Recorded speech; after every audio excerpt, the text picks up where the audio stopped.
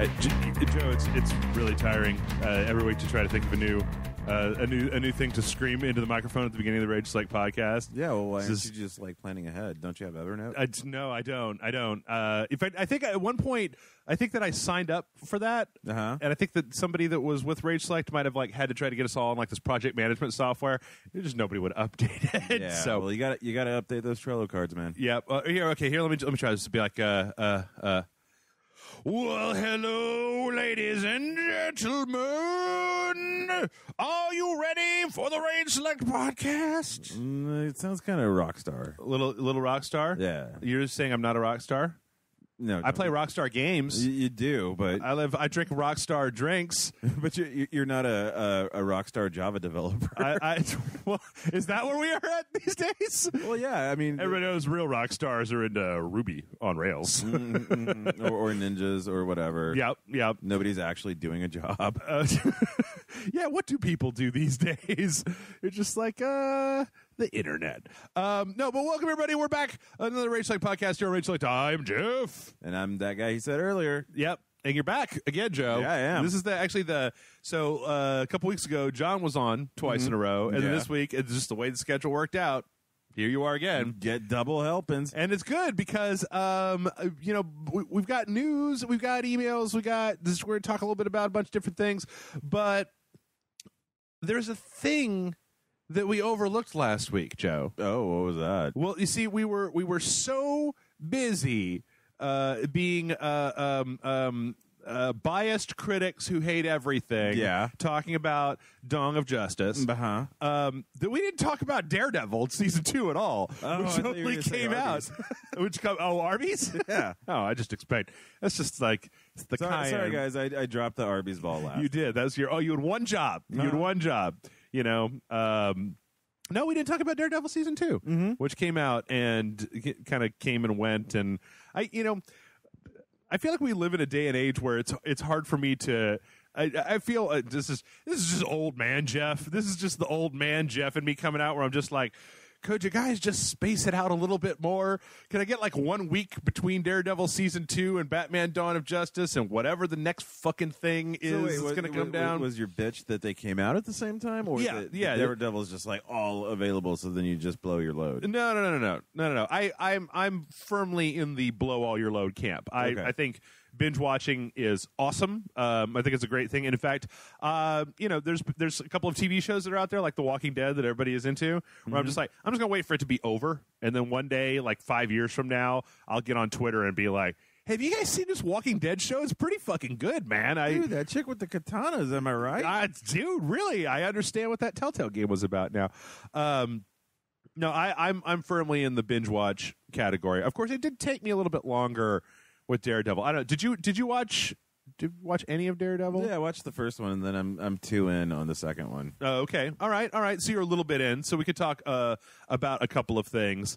What do you think about the old Punisher, Joe? Well, I didn't like him on The Walking Dead, and that didn't really change here either. Oh, he was on The Walking Dead? We just established, of course, that I don't watch The Walking Dead. You're waiting. Sorry, spoiler alert for only Jeff. Oh, yeah. Oh, man, the Punisher is so you didn't like him in The Walking Dead, and you don't like him here?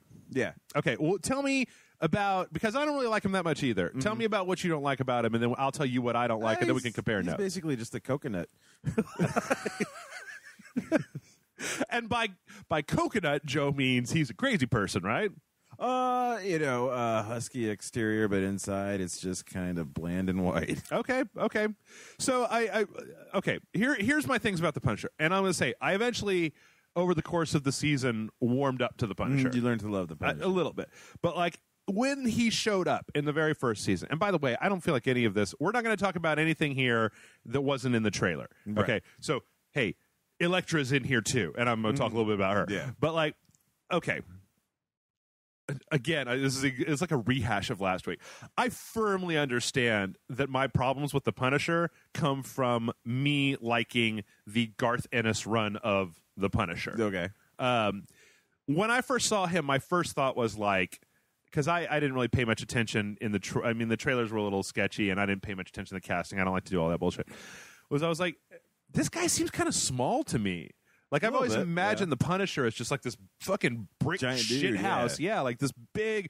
Frank Castle is like, fucking 6'8" and like, you know, Vin Diesel levels of wide, and yeah, and when it turns out that he's kind of like the same size as Daredevil, and I'm just like, well, that's not How's cool. Daredevil gonna jump on his back? That's not all that great. And then I don't know how much it's gotten into in the second one, but yeah, I think this is what you're talking about. I like my Punisher. Like, okay, so I spent a lot of time on Rage Select, Joe, talking about how much. You spent a lot of time on Rage Select? I just so much time. I should probably cut back. I should probably. Okay, so I spent a lot of time railing, like in the DC Comics and in some of the Marvel stuff and in some of just TV shows. Grant and I talked about this a lot, against like gratuitous darkening of culture, movies, characters, songs, whatever, right? That people think that like just because you make it dark and gritty means that it's adult and serious, and I'm like, no, it's just shorthand for making it more dramatic, right? Yeah. Jack Bauer is a goddamn cartoon, right? Yeah. It's just that you make it all serious and shit, and then it seems like if you pull back and look at what Jack Bauer does in an episode of 24, the man is both a monster and he's a cartoon monster, because what he does could never happen in real life, and also he's a fucking asshole. Anyway, so out of all the comic book properties and all of the adaptations of books and movies and whatever, short film from 1970, the Punisher is the one character who is super dark. Mm-hmm. And he's more than super dark. Like, he's one of the things that kind of rubbed me the wrong way. And like I said, I learned to love him eventually, but one of the things that rubbed me the wrong way about the Daredevil season 2 was that, like, I like the Punisher not as a guy who has a conversation with Daredevil about the morality of whether you kill people or not. He's just like, I kill people. Yeah, I'm not really concerned about your views. Daredevil's like, well, what about their souls? He's like, I don't care about their souls. They're monsters, and I kill them. Like, what if innocent people get hurt? Well, that's a problem, but I kill people. Like, he's an unapologetic sociopath. Mm-hmm. You know, like, in contrast, Batman may have a conversation with Superman about the morality. Well, not in the movies, but in the comics. Might have a conversation with Superman about the morality of fear versus hope versus blah, blah, blah, blah, blah. Punisher does not fucking care. He's a murder man, and he's like, if you ever let me out of jail, I will murder again. It's like, he doesn't. And so here, he's a weird psycho instead. Like, he's a crazy. He's like a spree killer. He's like the like Woody Harrelson in Natural Born Killers. Yeah. Like, kind of like, he's got this warped sense of morality, but he's also very angry all the time. And he's like all, you know, even in the first episode, when he gets at Matt Murdock and he like smiles at him and he's like bang and, you know, shoots at him. And it's like, that's not I like my Punisher to just be just this kind of big wall, you know. I don't really need him to have. Zingers, right? In fact, in the Garth Ennis run of Punisher, which I'm sure plenty of people don't like it, but I do. You know, there's this one episode where he teams up with like this social worker, and they're going down into the sewers where homeless people have been abducting people and they've been getting murdered or blah blah blah blah. God, and like every time through the entire comic, the social worker is trying to talk to Frank Castle about like why he does what he does, and he just is not having any of it. He's not angry.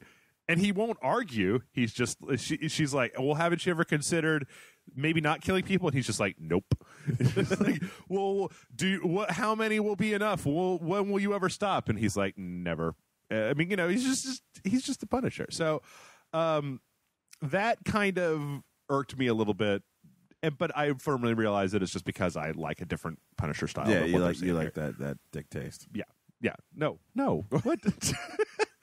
But is that what you were saying with coconuts? Is that kind of where you were going with that, or I don't know? If you've a different. No, I just mean like the actor himself, just like bores me. Like, I'm sure, you know, he's more successful at what he wants to do than me, so good on him. You know, he's getting them roles. Yep. I just find him really unappealing. Okay. And then of course it's a long ways until you're going to be looking at Elektra. Elektra was okay. I don't really know. I mean, I guess one of my biggest problems with Elektra is that since I'm not a huge Daredevil comics fan. Yeah, it's like I don't really have any real feelings about Elektra one way or the other. Like, even in the comics, I feel like all she does is just show up and fuck shit up for Matt Murdock and then leave. Like, I would almost rather see like Typhoid Mary, like a real crazy person, right? Yeah. Or, you know, somebody who is a little bit more, I don't know. They do some, and again, I feel like as time went on, they do some interesting stuff with her. But I really feel like the first season was stronger. But then that's so easy, right? Whatever your origin debut season is, a lot of times it feels like that can be stronger and better. And There's more internal conflict that they have to resolve. Like, how do I operate as this? Do I even want to operate as this? Right. Sort of thing. Yeah, there was a few parts of Daredevil season 2. I mean, overall, I enjoyed it, and I did watch all of it. But like, and I'll say that my main problem with Daredevil season 1 was all the Karen Page stuff was garbage, and she's way better. Her and Foggy, their storylines way better written in season 2, especially because season 2 actually gives Nelson and Murdoch a court case to deal with. It's like in the first one, they're lawyers, but it's more, they could have really been anything. They're just a startup company, right? They could have been plumbers or electricians. It didn't really matter. But here they actually have to like go to court. And again, I've used this analogy before, especially using in the first season. If Better Call Saul is one of the best TV shows I've ever seen, and it's about this like jerkwater lawyer in New Mexico, not even doing all that much, you know? Like, I don't understand why. Like, you could make a whole season of Daredevil that was just court cases and didn't involve any beating people up. And you should, if you get the right writers, be able to make that really interesting, where that's the focus more than, when they were doing that, I was thinking that for season 3, Daredevil should meet his greatest match, which is Ace Phoenix. Oh, Phoenix Wright? Yeah, Phoenix Wright. Ace Attorney. That would be great. That'd be great. But yeah, I mean, it was all right. I think that I went back and watched all of Jessica Jones. I think I like Jessica Jones better. Okay. Because Daredevil ends up kind of being a little bit of a shit this season, especially to his friends. And then there's I really like to keep spoiler shit on lockdown for like a month, right? But there's a thing that happens about halfway through the season of Daredevil season 2, and I won't go into spoilers, but I think that most people who've watched it probably know what I'm talking about. Where when that thing happened, it was so interesting that I was like, this is way more interesting, and I would totally watch just a whole Netflix season of this thing that's happening. And then, of course, it was just one episode, and then it went away. But so yeah, that was Daredevil. So are you planning on? Are you enjoying what you've seen so far? I'm planning on watching it. Yeah. It hasn't infuriated me. So. Okay. I mean, I think that I think the reason that I like Jessica Jones a little bit more, and the reason I may like episode or season 1 of Daredevil a little bit more, was because both of them were a little bit more tended more on the noirish side and less on the superhero side, whereas season 2 of Daredevil is really moving towards full-on superhero, right? You know, he's got the suit. And from what I've heard, like it's not very case of the week sort of thing, right? With season 2, yeah. I mean, as much as I thought that I would kind of dislike it, going back and watching Jessica Jones again, I really liked the fact that that whole series was about one villain and one hero, and really went deep into the relationship between the two of them. So let's see. In the meantime, between last week and this week, have you had any more thoughts about Dawn of Justice? Is this pretty much exactly the same? Yeah, no. I've been telling everybody to go out and pay money to watch it. So. Haven't you heard, Joe? It doesn't matter whether you liked it or not. You've already paid money to see it, so your opinion doesn't even matter. Oh, okay. Well, I didn't pay, so I guess neither did I. You know, it's funny because this is an article that at least John and Matt Frank, I feel like on my Facebook feed, that article really stuck in their craw, where they're like, well, if it doesn't matter, then I'm not going to go see it. And I was like, to the person who wrote that article, who was like, your opinion doesn't matter, you've already paid the money, DC has your money, they're going to do whatever they want to. I find it interesting that like 2 days after that article got written, I was reading articles about how they've gone back to film new Suicide Squad scenes to lighten it up. And I'm like, it's almost like the critical reaction to how joyless Batman v Superman was actually changed DC Warner Brothers' opinion on how to play Suicide Squad. That's crazy. It's funny, too, because I don't think that there's been many people on either Rage Select. I mean, I don't read the comments as much as I used to, just because, you know, I'm a wuss. But I went in and looked at some of the comments, and I haven't yet run into this mythical that movie was great and I'll fight you about it, internet person. Oh, for the Batman sequence? Yeah. Like, I think I was watching, Jesus, Max Landis, change your hair. But I was watching him. He does a little 2-minute video on his YouTube channel where he was talking about it because everybody wanted him to go into this big in-depth thing. And I have mixed feelings about Landis. I actually think that like American Ultra was kind of meh, and I didn't see Victor Frankenstein. But I really liked his Wrestling Isn't Wrestling and the Death and Rebirth of Superman videos on YouTube. I feel like he's kind of a wang, but he's made a few things that I sort of enjoy. He's a rich kid. Yeah, exactly. But he had a thing where he basically just came on and was like, everybody's wanting me to tell me my opinion about this, but I don't really have anything to say about it because it's not a fucking DC movie. And then I was rolling through the comments, and it took me like 3 pages of YouTube comments to get to people who are just like, fuck you, Max. This movie was the best movie I've ever seen. You're a piece of shit. But I'm like, boy, if I had to scroll through like 3 pages of internet comments to find that person, I feel like that, like, I keep seeing these articles talking about how Batman v Superman has become this like critics versus fans and haters versus blah, and people are accusing you of just being a Marvel fanboy if you don't like it. And I'm just like, I haven't seen any of that. Yeah, I think you're inventing this rage. Yeah, I mean, like, as near as I could tell, it seems like just everybody on my website and in my Facebook feed and on my Twitter have just kind of been like, yeah, it was bad. I didn't like it. Yeah, that's my attitude. It's like, that's awful. Yeah. Also, I think it's worth noting, I think I talked a little bit with John about this, that I read an editorial that was talking about how you're watching Batman v Superman wrong. Yeah. I've read a few of them, actually. How, like, well, this is actually very smart, and you're thinking about it like it's a Marvel movie, and it's not, and it's this other thing, and blah blah blah blah. And I feel like, Joe, every time a movie comes out that garners a big chunk of internet hate, I see this, and it's somebody trying to explain why I'm too stupid to understand what's going on and like Batman v Superman. Well, it's either that or if this product that you made that is supposed to be experienced by people needs an instruction manual, you fucking failed in your product design. God damn it, that was exactly my point. Yes. If it's too smart, then Zack Snyder fucked it up. He fucked it up. Because guess what? I watch a lot of movies, and 90% of them are not too smart for me. I mean, Zach, maybe send that to Mensa and then just do the dum version for the masses. Yeah. Maybe do the idiot stupid person version. Also, there was a thing. I'm sorry. I got like 2 more DC things that I want to talk about, and then we can go on to the news. Luke Cage, you're super pumped.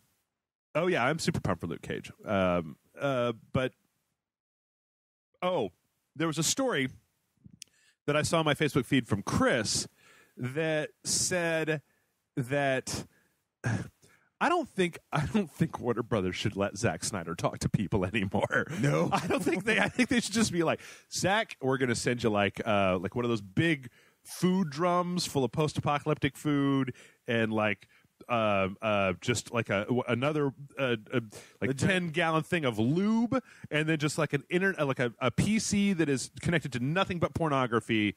Stay in your house and don't fucking come out for a little while. Apparently, like, this wasn't even clear to me in the movie.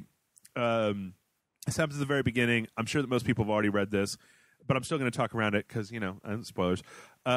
There's a character that dies very early on in the movie. Yeah.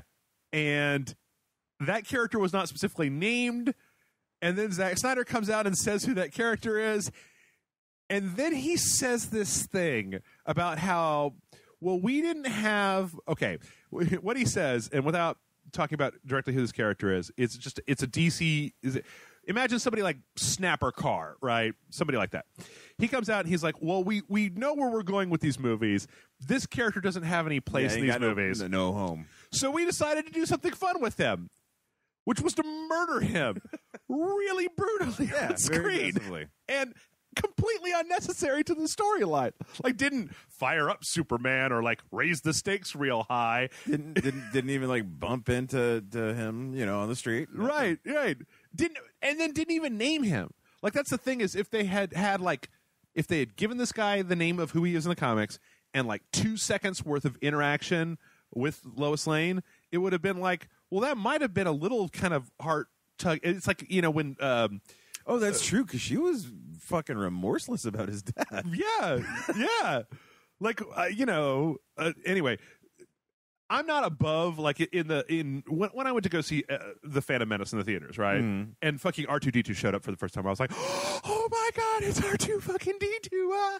I'm not immune to people pulling at the obvious strings. But for this, it just felt like you took this character who's not the most important DC character, but he's in the DC universe. He's been around for a while. You took him, you introduced him, you shot him in the face, and you didn't even give him a name. Like, I had to find out later on to just be like, why would you even do that? Why would you even tell me that was who that was after the fact? Because it doesn't make the story any better or worse. It just makes me go off on rants like this. We just wasted an asset. But it was fun. It was fun. Yeah, but it was fun. And I'm just like, dude, I think you and I have real weird, different definitions of fun. Two more quick things about DC before we start that I've been thinking about last week. Last night, I actually went and read Superman Birthright. Have you ever read that? No. Superman Birthright is Mark Waid written like 12-issue series that's kind of just redoing the Superman origin story, kind of Superman late teens, leaving Smallville, going to Metropolis, developing the cape and the, you know, and all that stuff. Yeah. I am going to be a little spoilery about this because I feel like it's something that people can go read. But it deals a lot with his relationship with Lex Luthor and his origin, and like it's actually a really dark story, but it's really good. Like, you know, part of it is he comes and he's trying to save people, and then Lex Luthor outs him as an alien, and suddenly nobody trusts him because they're like, holy fuck, this guy gross, is he's from an alien. Another fucking world, right? And then the end of it is really cool, and I was reading this, I was like, this could totally work as a movie. Like, it's dark, it's got a little bit more of the darkness that apparently DC really wants to get into the movies, right? It's got some brutality to it, like people die in the comics in spite of things. But Superman isn't, you know, he's not just like grumble, grumble, grumble. No, I got no feelers. But he's younger, and he is a little bit more emotional about things because he's kind of figuring it all out for the first time. He's figuring out who he wants to be. And then directly related to that, the other thing is I just went back and started watching Young Justice again, right? And it was I was watching it, I was like, wait, the porn or? Yes, yeah, okay. the porno. No, have you ever watched Young Justice? No, I'm aware of it, but it does have a very porn sounding name. Well, yes, yeah, but well, I don't know, maybe. Anyway, like part of the whole thing about that, and I let's go on this big rant with John about on this on the Patreon video this week, is that because Young Justice is all of the sidekicks, right? It's Aquaman's sidekick and this clone of Superman and Robin and Kid Flash and stuff like that. They're all these teenagers that can be like emo, and like in Superboy in particular is like a clone. This is the first episode, so I don't feel like I'm really being a bitch about this, but he's a clone of Superman, and Superman doesn't really want anything to do with him because Superman's like, well, I'm not going to murder him, obviously, right? Yeah. But like, I didn't ask for this, and I don't want this. It makes me feel weird. Right. It's like this weird violation where Superman doesn't want anything to do with it. And he's trying to just like be as nice as he can, but he's trying to also make it very clear to Superboy, like, I don't want anything to fucking do with you. Like, look, you're not me, kid. Look, Batman's going to train you, and maybe someday you'll be in the Justice League, and blah, blah, blah, blah. But, like, I don't want to know you. And so Superboy, being a, you know, a 16, 17-year-old, like, Kryptonian, is just super pissed off all the time because his dad essentially he's like from a broken super home, right? Yeah, he's got super rage. Yeah, and so like I love this series because in the world of here you've got the full on Justice League, right? And then you've got the Young Justice team, but because they're not full on superheroes yet, Batman is running them as like a covert ops squad, right? Okay. That does stuff that the League can't be seen doing. Also, they can blend in because they're all teenagers and stuff like this. But they also have a bunch of raging hormones, and you know they're doing. I'm like, that would be the perfect way to make your DC universe without having to fuck up every hero that's out there, without having to make Batman into a psychotic murder man with chipmunk cheeks. Exactly.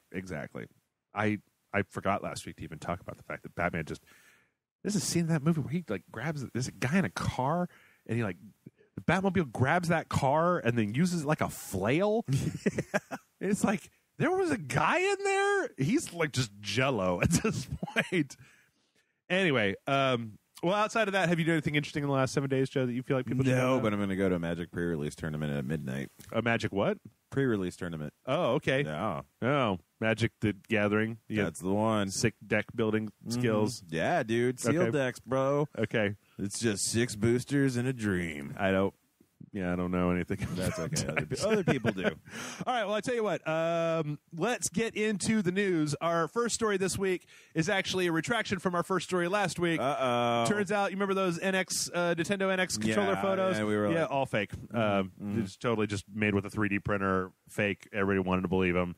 I saw some people commenting that they were like, well, it looks like Jeff's behind the times again. And I'm like, yeah, well, we record these a few days ahead of time. And yep.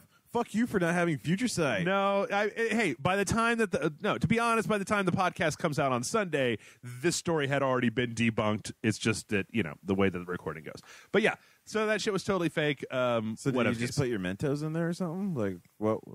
Oh, no, it was just the guy wanted internet fame. Oh. Like, I think he's, if I reading the story correctly, like there was a story on Game Informer that I was reading, and then there was like there's a YouTube video where the guy like does a making of video for how he made. So I almost feel like it's more of like he put this news out and then he put this video out that's going to get a whole bunch of hits showing how he actually made the fake NX controllers. Well, congratulations, buddy. Yeah, whatever.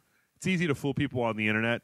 Like a lot of times, people will be like, except for Rage Select fans. Except for Rage Select fans, obviously.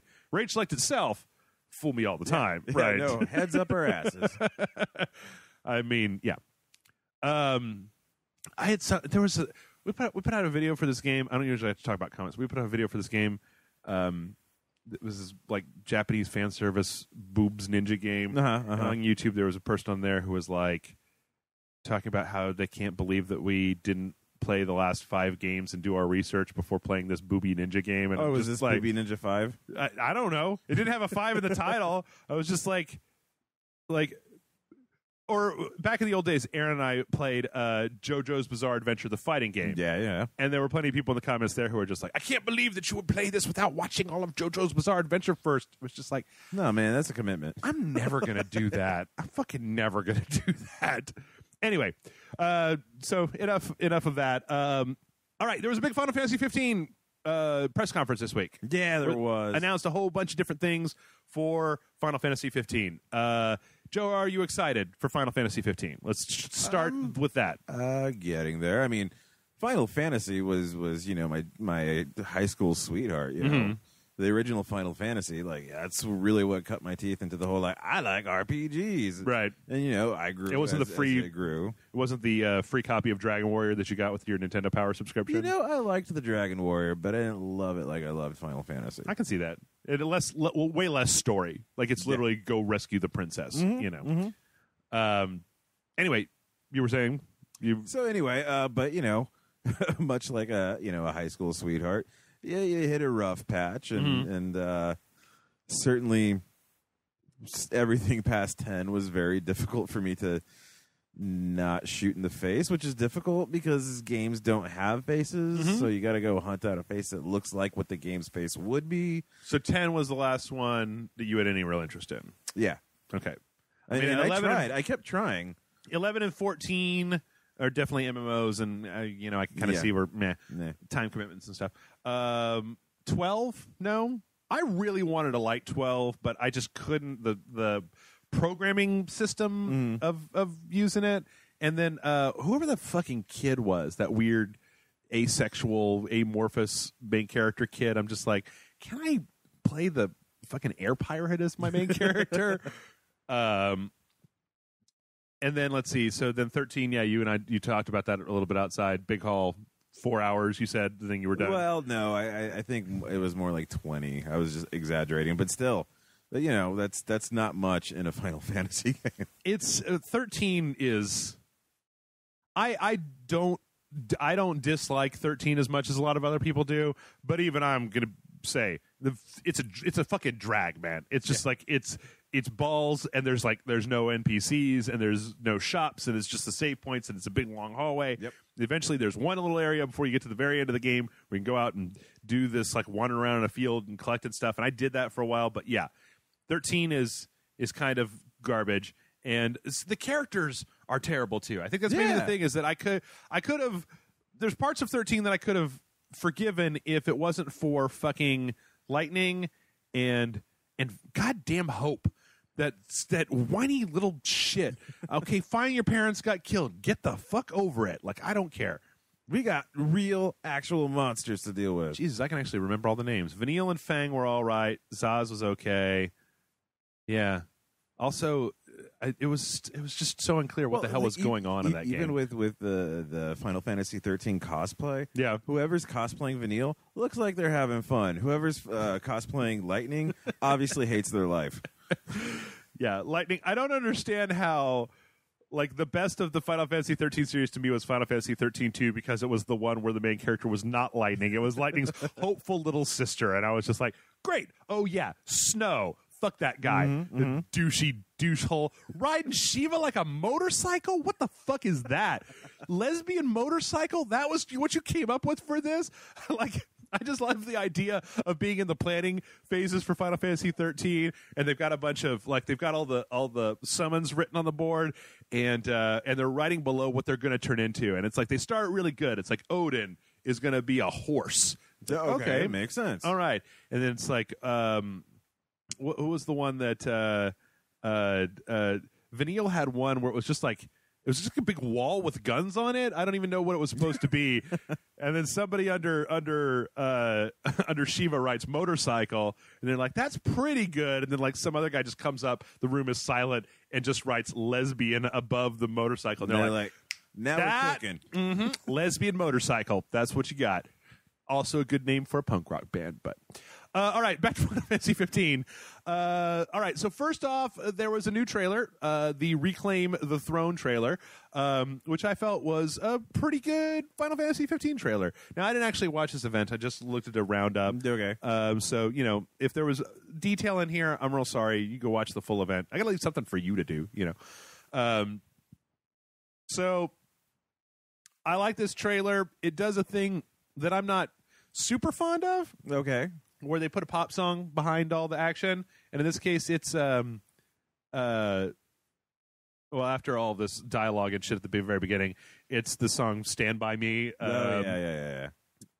But I don't know. I mean, as you know, Square, like, say what you will. You can say anything that you want to about Square. I feel like they still make a pretty goddamn good trailer.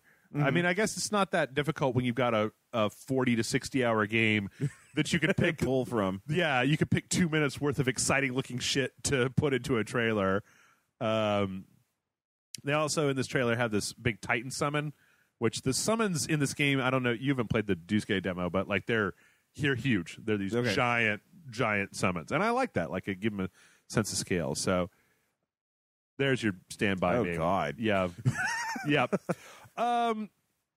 But you know, the longer that I see what they're doing, the more it's kind of like I kind of like the idea of having a road trip, because all the Final Fantasy games were road trips, right? You were just walking or in an airship or chocobo, right? Yep. But walking now in it's your chocobo. You just have an actual like car, and they're out camping and eating, and cars out of gas, and but you know, it does kind of look like some sort of fucking ad for like Aetna or something. Actually, I keep thinking that all the car driving parts look like an ad for the new fucking Toyota Ramu, or you know, the new Toyota Bahamut. Oh man, Toyota should actually get on that. Did you see the new Lamborghini? Yeah. It looks like a fucking Batmobile. Yep. I've never wanted a Lamborghini more in my life. And I've wanted a Lamborghini. And I've wanted a Lamborghini. I do find this trailer. I have one desire for Final Fantasy 15, Joe. That they incorporate a dart system like in Shenmue. No. Oh. I want to be able to change these motherfuckers' clothes. Yeah. Okay, they're all wearing black, and that's fine. And they're driving through the desert. It's going to get dingy. They're driving in a black car in their black clothes. And it's like, I know they'll have different black clothes. One of them has like a black kilt or something, and one of them has like a black jacket with no shirt on. And you don't see him go to the laundromat. Right. So I kind of want the ability to make some changes here just to differentiate them up in my own mind. You know, I want a little fashion fantasy to happen. So I really hope that it's not like Final Fantasy 13, Final Fantasy, like, I don't know. If it's got to be dress fears, so be it. As long as we can just get out of the Hot Topic thing and, you know, into my car, as it were. All right, next up from this. So wait. When does the Final Fantasies come out? Oh, yeah, they actually had a release date, September 30th of this year. It's too long from now. Yeah. I might be dead by then. Do you hear that, Square? Joe does not have long for this world. Oh, man. Yeah. Well, there's plenty of shit coming out between now and then, right? I mean, I guess. Quantum Break comes out next week. Same. Like, you know, I just want a major corporation to bend to my needs for once. Yeah. What can I say? I mean, I can bend Rage Select to your needs a little bit. I can, you know, buy you a $5 Arby's gift certificate out of the Rage Select corporate bank account. I can settle for that for now. Okay. All right. Can you email somebody a code? Can I email you like a QR code? You just show them your phone. All right. So, yeah, and they also did announce that at this event. Also, they announced that they're going to have a 5-episode animated prequel series that's going to come out online before the actual game comes out, detailing the childhood and adolescence and stuff of the 4 main characters. Although it does make you wonder, because you see a shit ton of airships. Yeah. What's the fucking point of doing the driving trip? Oh, we're going to get to that in a minute. You just wait. You just hold your horses, pal. You hold your Odins. And this looks like kind of generic. I don't like... I don't know, man. Like put this shit in the game. Quit making me watch other stuff. Like, I understand you want to have a bunch of... the first episode is actually available. I probably should have watched that. We could talk about that instead. Could have done that. Yeah, put this shit in the game. Like, I don't want to have to go do other stuff. I don't want to have to watch other stuff like the Final Fantasy 15 Kingsglaive movie that they're making, which is going to be coming out before the game comes out. Looks like they're using just a bunch of... I mean, everything that I'm seeing here in the trailer for Kingsglaive looks a lot like the assets that they're using in the actual cutscenes to the game. It's kind of interesting. It's going to be a movie that takes the events of what's going on. Like, okay, so apparently the basic plot line of this is that you as the prince have to like leave and go on a road trip. Yeah. Not to sow your wild oats. I don't know what the fuck we gotta go. I want to go to Stuckey's once before I become king or whatever. But so while the prince is gone doing his road trip, this movie is going to cover what's happening in the main kingdom, which seems a little strange because it seems like it might undercut when you play the game some of the surprises about what's happening. I mean, I don't know what the game is, but it just seems like, let me play the game first and then fill in that hole later with the thing instead of putting this out beforehand. Now, of course, people will be, apt to point out that I can wait to watch this. Except, so my question is, how much Alec Baldwin does this have? No Alec Baldwin, but I'll tell you what it does have. And these are people who are not going to be in the actual game, even though they might be voicing the same characters that are in the game. Cersei Lannister. Okay. Jesse Pinkman. Okay. And everybody's favorite dying all the time, Ned Stark, are going to be voice actors. Look at them. In there. I feel so bad for for Aaron Paul. Like, I just don't know if that guy's ever going to get anything that's actually good to do. I mean, what was the last? Or they're going to hire him just so you can say bitch. Right. Now, to be fair, he might say bitch better than anybody else in the history of mankind. I will constantly watch the little supercut montages of him just saying bitch all the times in Breaking Bad where he says bitch. It's great. All right, so we're just about done here. There's going to be a pinball minigame that's going to be in there. No, like in the game, or yeah. do you buy it separately? I think that you can actually play it on your phone, if I'm not mistaken. What characteristics? Blah, blah, blah, blah, blah. But no fucking darts. No darts. Well, I don't know. No more darts. Anyway, yeah, this is going to be like the thing that takes the place of, like the card games or stuff that they had in some of the other games. I'm like, ooh, a pinball game. But apparently it's going to be called Justice Monsters 5, and it says this is a pinball game with boss encounters, hero monsters, special attacks, and different boards. That's not any kind of pinball game I've ever played before. I love pinball. That sounds kind of cool, so we'll see. And last in the actual what's Final Fantasy 15 things, you asked about the airship. Where's the airship? Well, it turns out a lot of them. that the fucking car will turn into a plane eventually, like fucking Mask Crusaders. So then is like the onboard computer, like is the Siri, is that going to be named Sid? Oh, I don't know.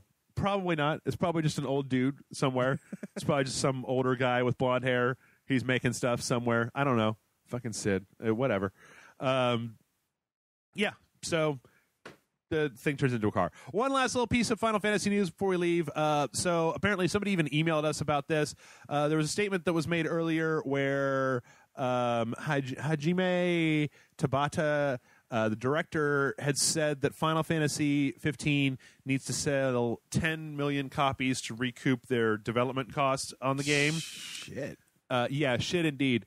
Apparently Square came out and said, quote, we believe there was a communication problem during the conference. In fact, Tabata was referencing 10 million copies only as a high goal, which the development team set to realize their ambition to make the ultimate Final Fantasy game. And the comment was never meant to be referred as a recoup line of the investment. Now, I have no doubt that that's probably true.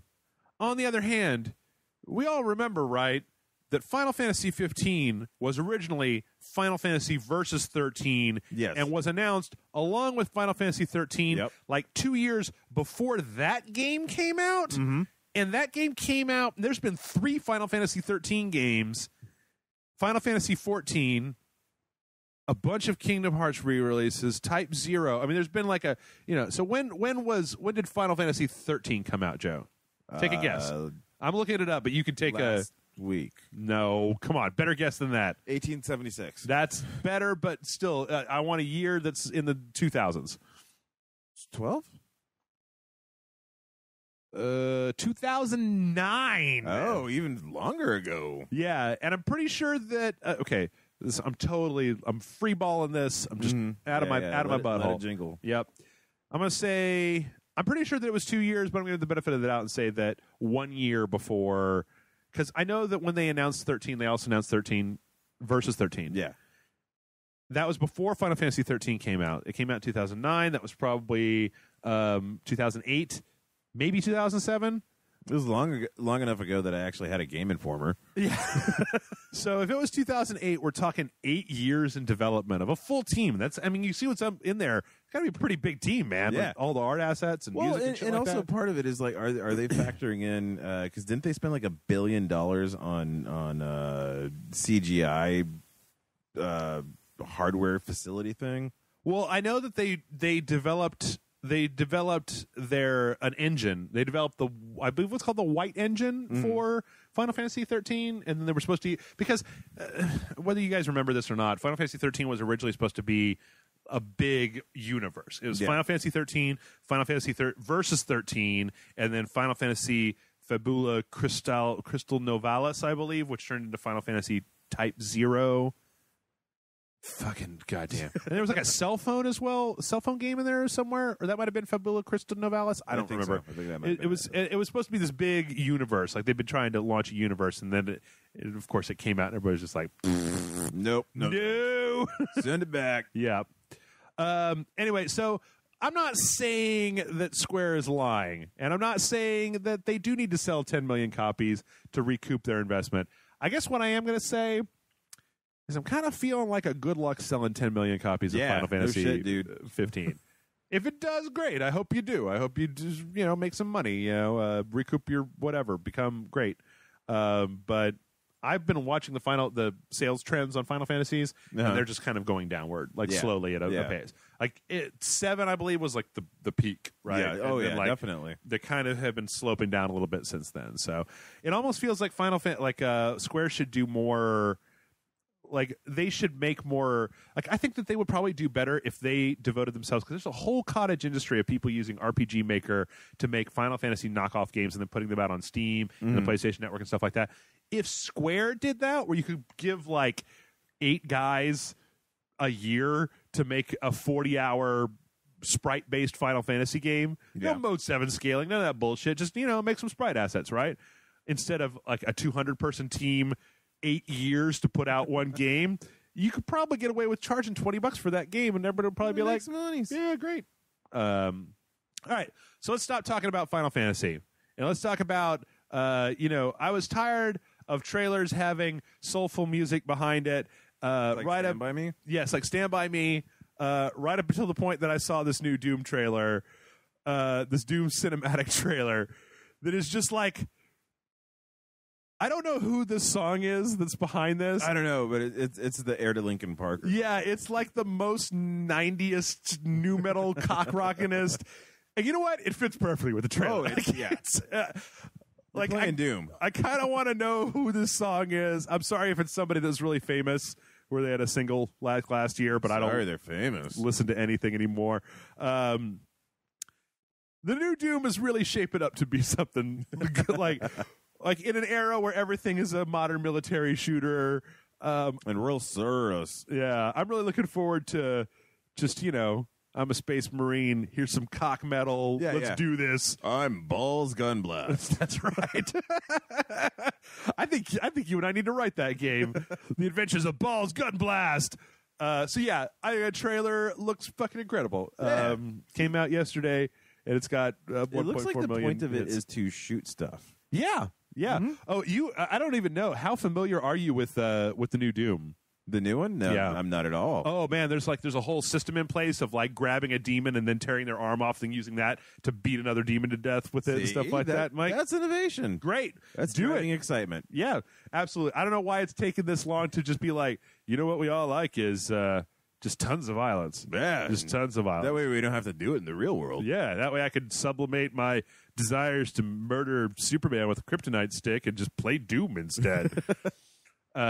Because we wanted to have fun with him. Right. I wanted to have fun with Superman, so I was going to stab him in the chest. All right, next up, you know what? I put this right in the middle, Joe. Okay. This may be the most important, most exciting piece of news this entire week. We're going to enter a 3-legged contest? Yes. Okay. We're going to a father-son race. Mm-hmm. You'll be the son. I'll be the dad. I need a dad. Okay. No. Okay. So do you know about the worst... what's ruined more video game announcements than anything else in the entire world, Joe? Laryngitis?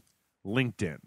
Oh. You want to know why LinkedIn is? You know why, right? You could tell me why that is the case, right? No. Okay, I'm all ears. because you're out there, you're getting ready to go interview for a job, right? Uh-huh. You've got a LinkedIn profile; it's public; people can look at it, or your friends can look at it, or whatever.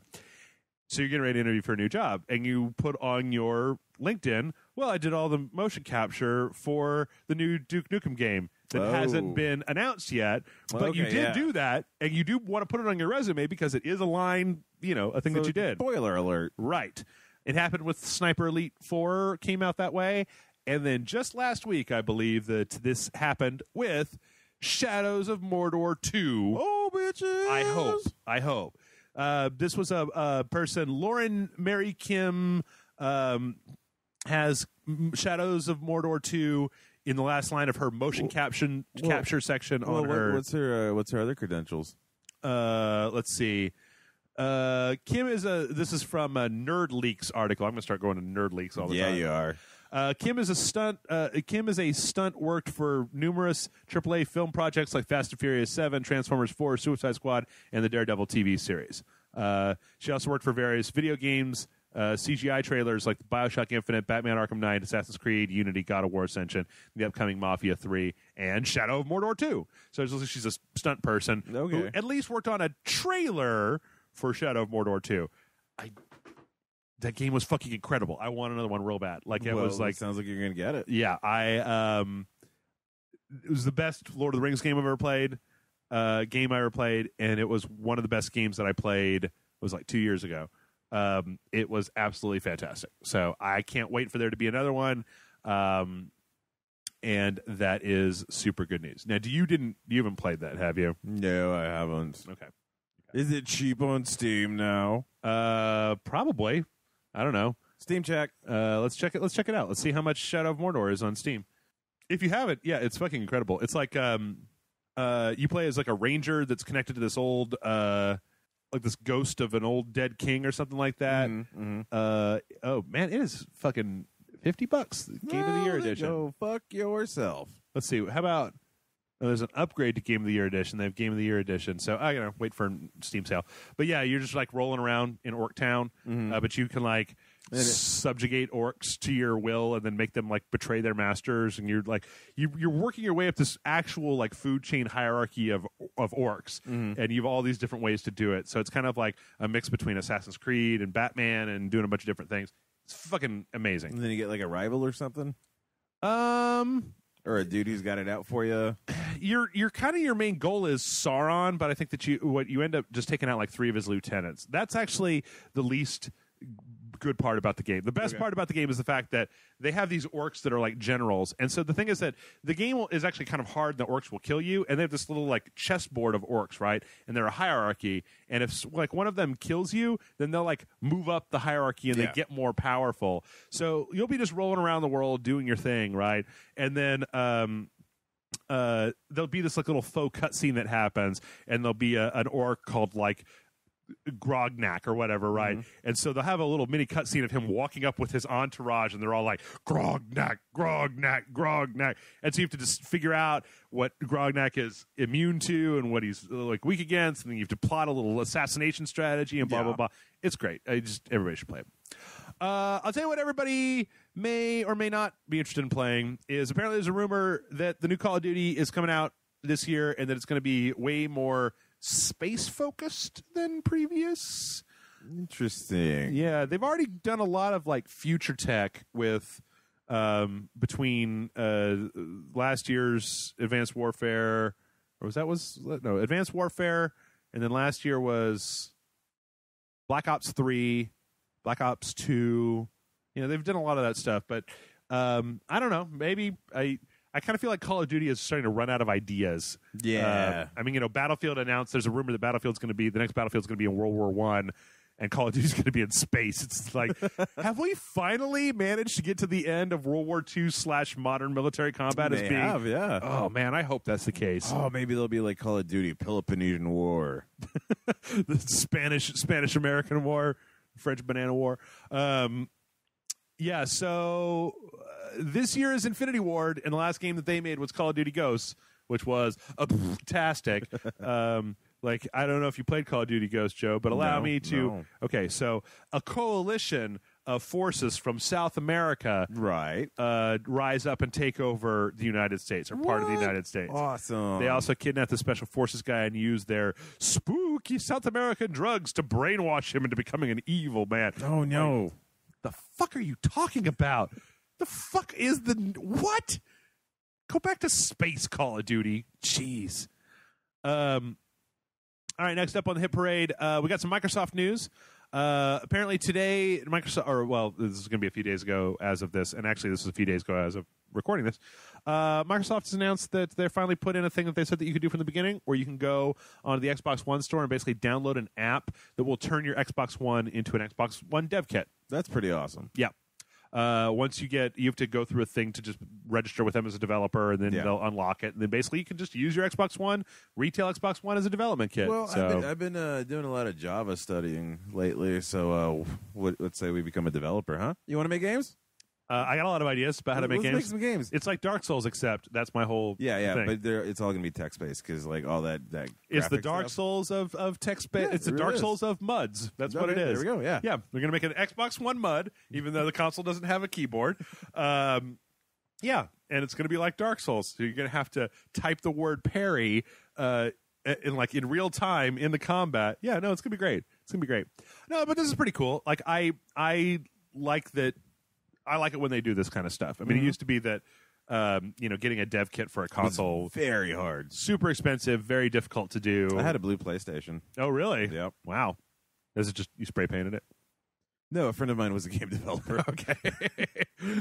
But yeah, I think this is really cool, and I hope that it allows them to have more indie developers doing more interesting things on their console, because it's hard. It's hard. Got to legitimize the one somehow. It's hard to recommend. I mean, I've been playing it more last week playing Dark Souls 3 than anything else. All right, next up. Apparently, this is just a quick note, but there was an interview that was done with Jason Ronald, Xbox's head of the Advanced Technology Group, at the Microsoft 2016 Build Developers Conference, where they asked him a little bit about VR. Wait, is that the one where they had the nutty schoolgirl dancers that everybody got mad at? No, that was GDC. Okay. Yeah, yep. If it's a business thing, leave your naughty schoolgirls at home. You don't need naughty schoolgirls to get wasted. You'd be fucking Tokyo salary man and just get wasted. Oh man, you really would not have appreciated the 80s. Yes, that's true. It's true. Sorry. Anyway, and I asked him about basically whether the Oculus, were there any plans to have the Oculus Rift or the Microsoft HoloLens have any compatibility with the Xbox One, and they said no. Well, because it can't run it. They seem to indicate in the interview that it could. It's just not a priority for them right now. Okay. Which I don't know if that's going to be a problem. Like I think that I admire Microsoft's commitment to making the HoloLens, to try something different with the HoloLens, right? Okay. I just don't see it becoming a consumer product.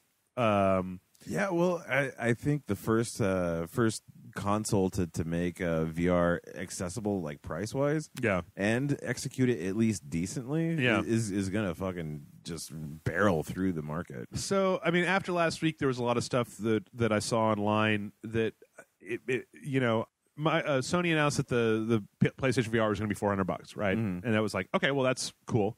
But now with all this new stuff, I'm starting to get the impression that it's going to be, it's $400. You do need to go get that new PlayStation 4.5. There was a story this week that even said that they're going to announce that before the VR stuff starts shipping. So you get back into the situation where if you got to buy a $400 console and a $400 VR headset, you're back up to $800 to a grand, right? Well, that makes me think, don't have a PS4 yet. Maybe I should wait 0.5. Yeah, or I'll sell you mine for $200. And then I'm gonna get the 0.5. The VR. But the other thing with the HoloLens is, or at least this is what I've heard, is the actual viewable area in the HoloLens is like, it's not your full field of vision. It's like a screen panel like in front of you, and they had to make this decision about like whether it took up your entire, whether it used the entire vision and you had to have it plugged in all the time, or whether you could walk around with it and you could only have this like one area where it's projecting stuff into the world. I just don't know if that's going to be enough.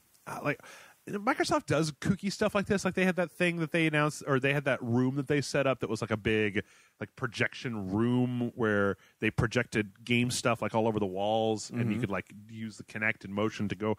They do kind of kooky stuff. Or the table that they had where it's like projects down on the table, but that you can like touch stuff and move it around. Yeah. I just don't know that the HoloLens is ever actually going to fully get into the. I mean, especially because the dev kits are $3,000, and I can't imagine the consumer grade is going to be less than $1,500. I just don't know that it's really going to be the sort of thing that you're going to be able to get people on board with, especially after all of the VR headsets have already shipped. Speaking of people, I split up some of my news here. So let's talk a little bit about Nintendo. All right. This week, Nintendo released Miitomo, the Miitomo app. It's an app for your phone. Now, okay. So why do I want it? Near as I can tell, Joseph, I installed this app. Okay.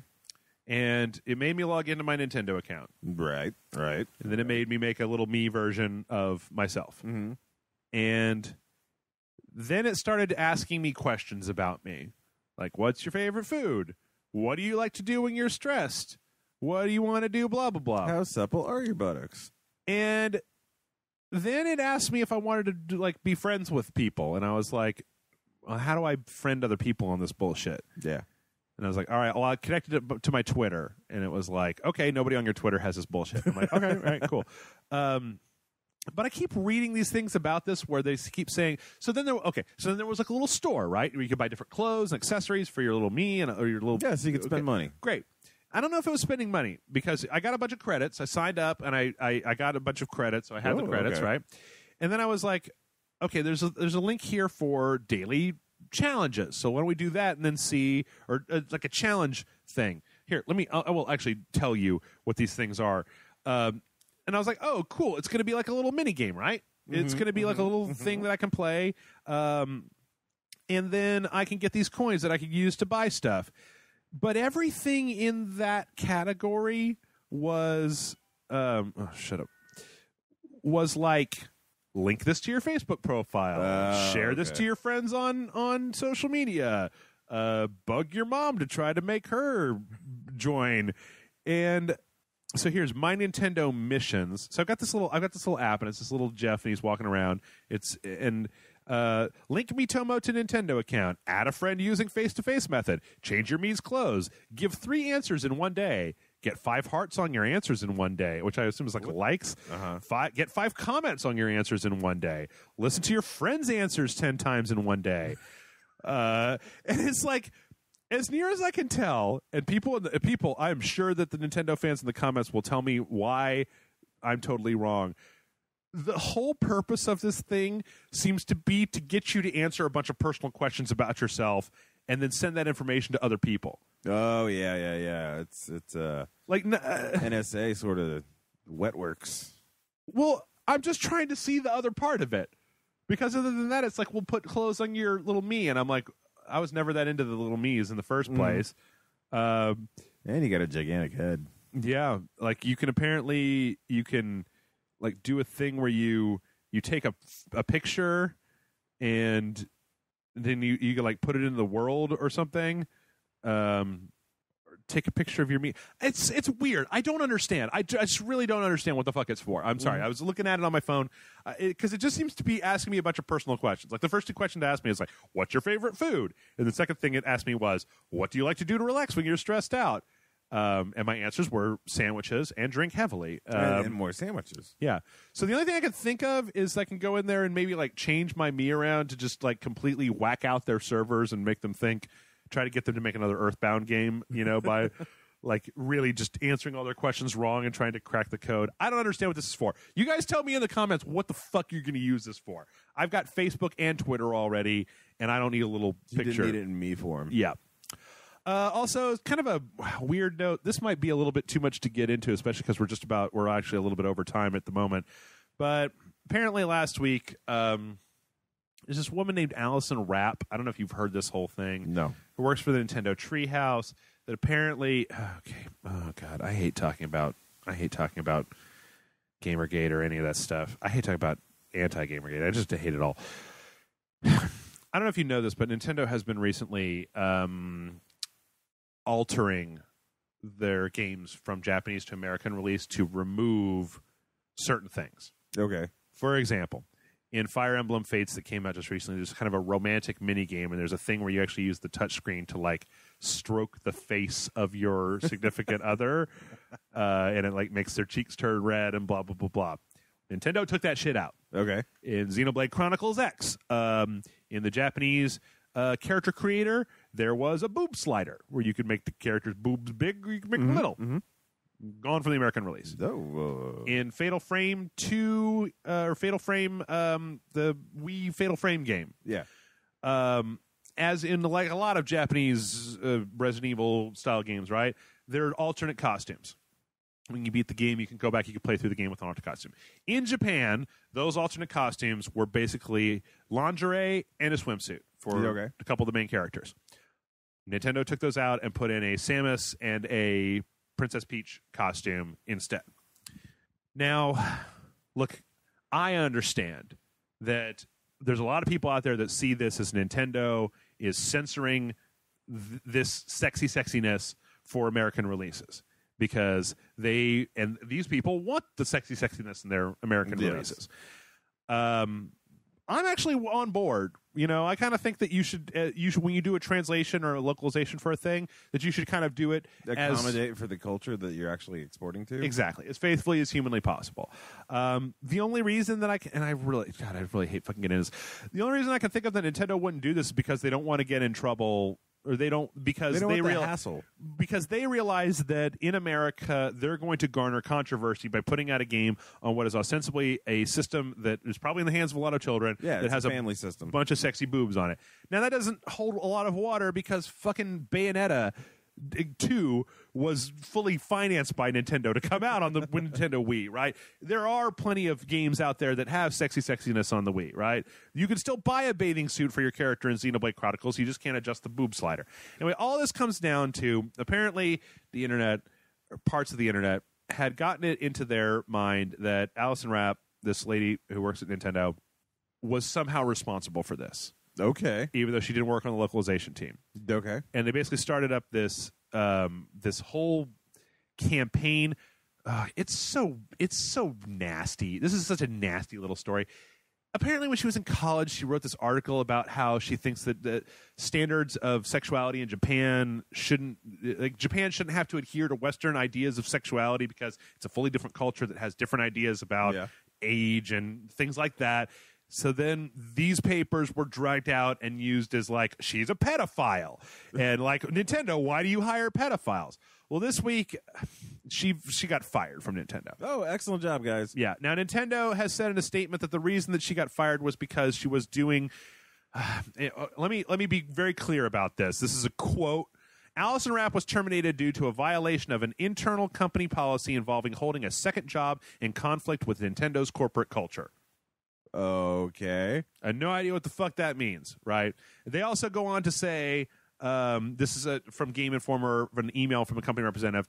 Though Ms. Rapp's termination follows her being the subject of criticism from certain groups via social media several weeks ago, the two are absolutely not related. Nintendo is a company committed to fostering inclusion and diversity in both our company and the broader video game industry, and we firmly reject the harassment of individuals based on gender, race, or personal beliefs. We wish Ms. Rapp well in her future endeavors. You know what would have helped her? What's that? Staying employed. Yeah, probably. So they really didn't wish her well. Yes, probably. It actually really sounded like she really enjoyed, I mean, from the stuff that I saw beforehand. I don't know, this story's been going on for a while now. It sounded like she really enjoyed her job, like working for Nintendo Treehouse, and, that she had a real love for Japanese stuff. And it didn't, and on the other hand, I mean, I haven't really dug into it. So I know that we've got some people on Rage Select who have like Gamergate leanings.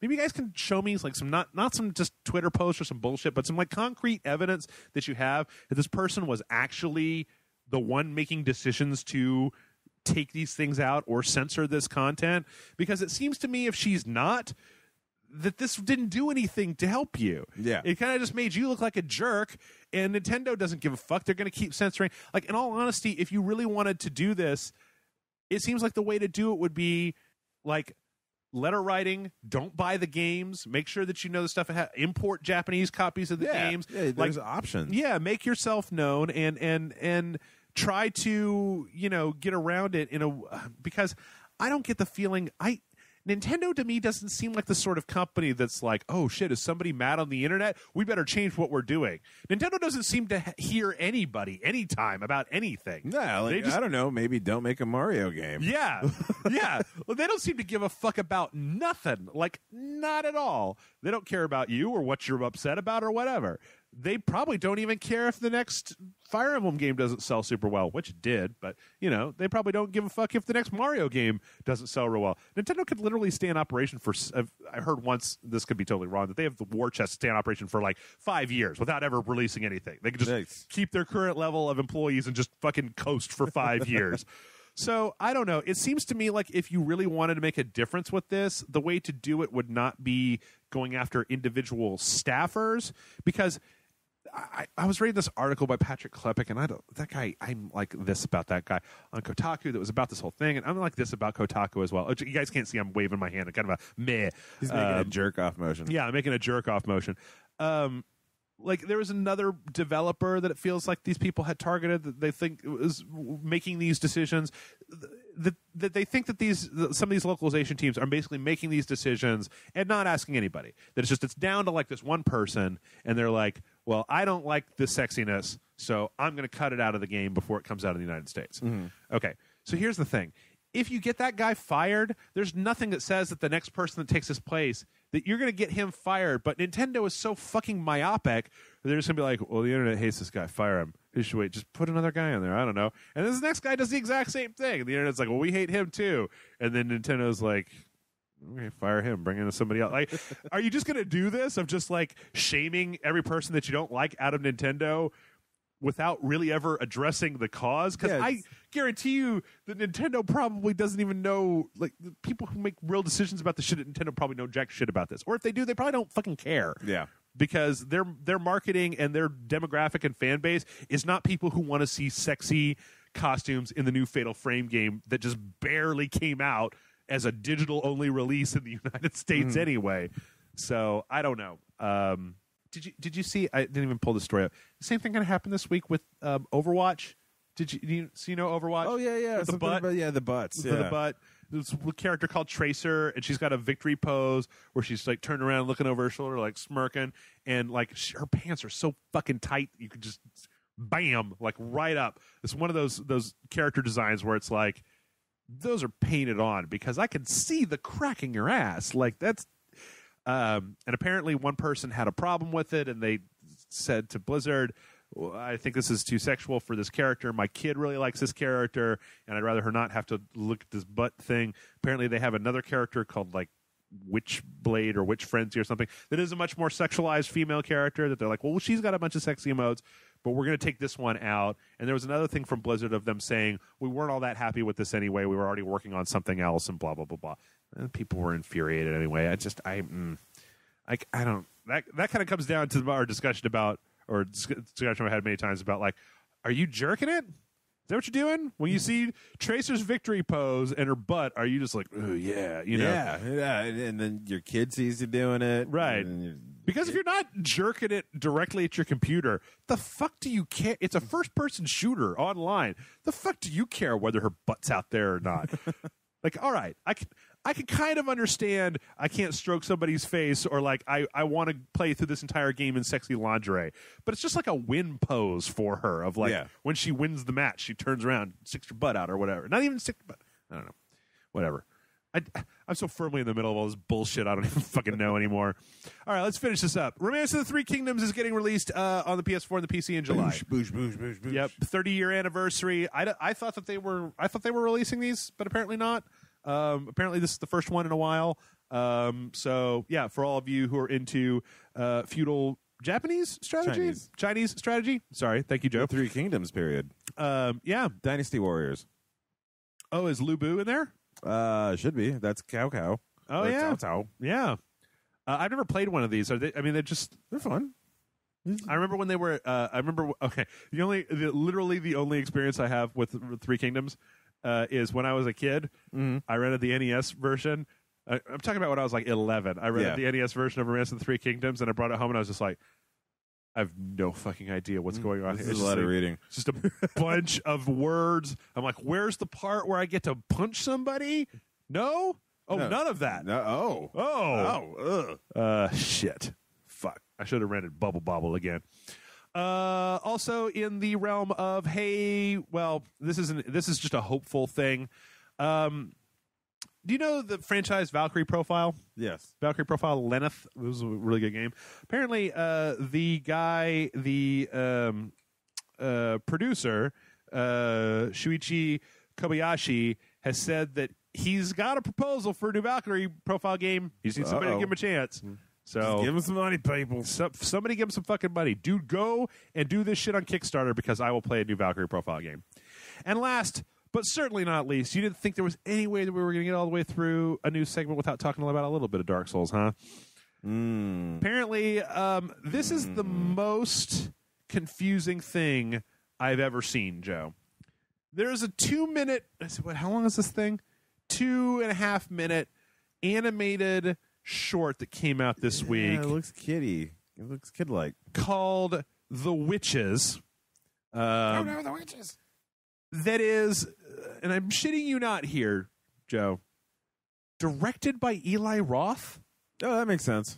And it's just this guy, and he's it's like a Dark Souls looking guy, and he's running around, and he finds this room, and in the room there's these witches, and they've got like, well, I know this because I played the game. They've got this little thing of healing juicy soup stuff. Ooh, and they tell him to drink it. He doesn't want to, and he tries to leave, and then the door closes. I don't need juicy soup. And then he's somewhere else, and then they like trip him.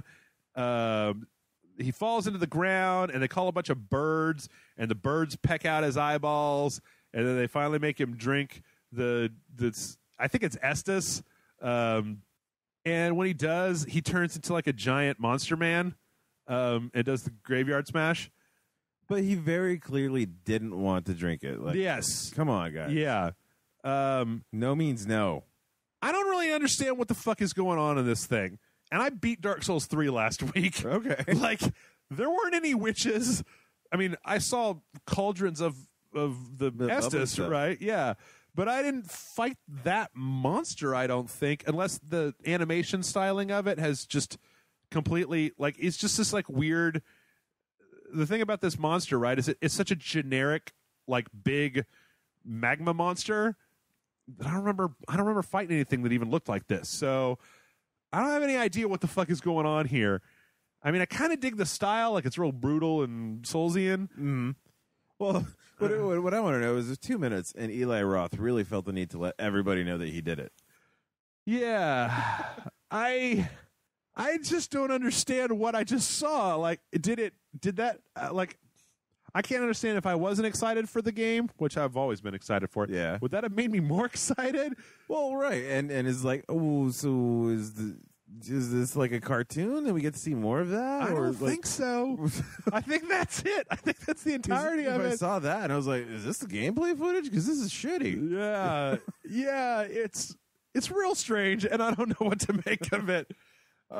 Yeah. So anyway, Eli Roth made a Dark Souls. It's like it's two tastes that I never thought I was going to taste together. Eli Roth and Dark Souls. Yeah, you got it. No, dream. No. Go remake Cabin Fever again or something. Yeah, Eli Roth. Fingerbang Misfire. Yep. What? All right. Never mind. No, I don't even. Let's just jump. We're jumping. All right, we're going to take a break. When we come back, we're going to answer some questions, and we're also going to talk a little bit about Dark Souls 3. Oh, good. Yeah. Because I did beat it, we could be doing some little mini reviews and stuff. So stay tuned. We'll be back in just a moment, and that's it. We'll be back.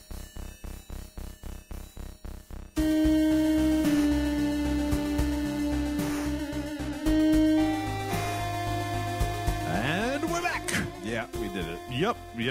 We did it. We went on break, and we came back from the break. Yeah, it only took 2 weeks in between. Yep, all those ninjas. That was a bitch, but you know, hey, ninjas. Come on, what are you gonna do? Hey! Just because they're in bikinis doesn't mean you can call them that. Well, that's true. That's very true. Yes, welcome back to the show. We've got a fair amount of a few questions this week. But before that, I feel like talk a little bit about Dark Souls 3, which after I became aware last week that it was possible to purchase 8,000 yen and make a Japanese Xbox One account. I did exactly that. Played the shit out of the game, played it all the way, beat it sometime last week. All right. So, do you feel like you're going to play it again? Yes. Okay. And there's a trend that I have with these games where, like, when Dark Souls 2 came out, I was like, this is all right, but it's no Dark Souls 1. And then John and I played all the way through it as a sequential, and, like, I almost feel like the games themselves, and this happened every time, right? So I was like, Dark Souls 2 came out, I was like, I like Dark Souls 1 better. And I think I still like Dark Souls 1 better, but I came to enjoy Dark Souls 2 the more I played it. Right? All right. Last year, Bloodborne came out, and I was like, well, this is all right, but it's no Dark Souls. Am I right? You know what I'm talking about. And then, over the course of the year, I played it. The DLC came out, and I ended up actually really enjoying it. Okay. Dark Souls 3 has come out. I've played through it. But there's a whole part of Dark Souls where it's like the whole, like, a lot of the story of the game is told between character interaction and through item descriptions. And there's a bunch of different places on the internet where people will, after the game has been out for a little while, kind of pull all that stuff together and either, like, there was a guy in Bloodborne who wrote this thing called Pale Blood Hunt that was like a summary, right, of everything that had happened, where he kind of took all these things and then put them in chronological order and then kind of filled in some of the things you could apply. And that was great, right? Dark Souls 2, I felt like I didn't really understand as much about that until some of Vati Vidya's videos and that sort of thing. That was great, too. So I played through Dark Souls 3, and the story hasn't immediately punched me in the face and maybe been like, oh, shit. But I almost feel like it's the sort of thing where these are the sort of games where I like them a little bit early on, but then as time goes on, I like them more and more and more and more and more. It's like a seasoned cast iron skillet. Exactly. It's not the best thing right out of the gate, but the more you go through it, the better it is.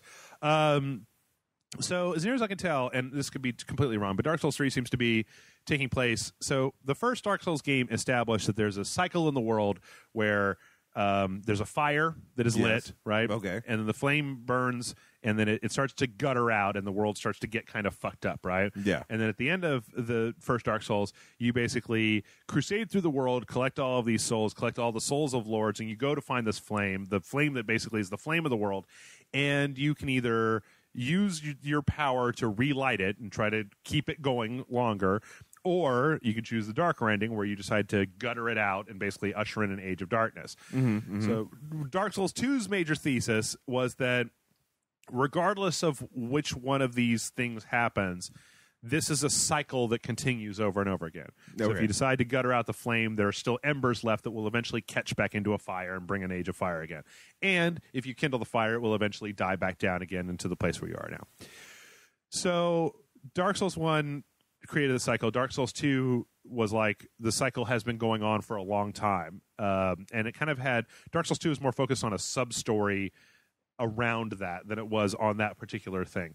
Dark Souls 3 is like, seems to me like a world where this has happened so many times that it's like this very weary, tired, gray world that's just been through this cycle of death and rebirth so many times that the actual lords of the land refuse to do it again. And they refuse to let the fire go out, but they refuse to kindle it either, and that it's just in this permanent state of like neutral grayness, right? All right. So your character, who in this game comes by called the Unkindled, because the thing is that the cycle has gone on for so long now that there are tons of the people who would be like the protagonists from the first game. Yeah. There's just tons of them. There are tons of lords out there who have gone through this whole hero's journey, right?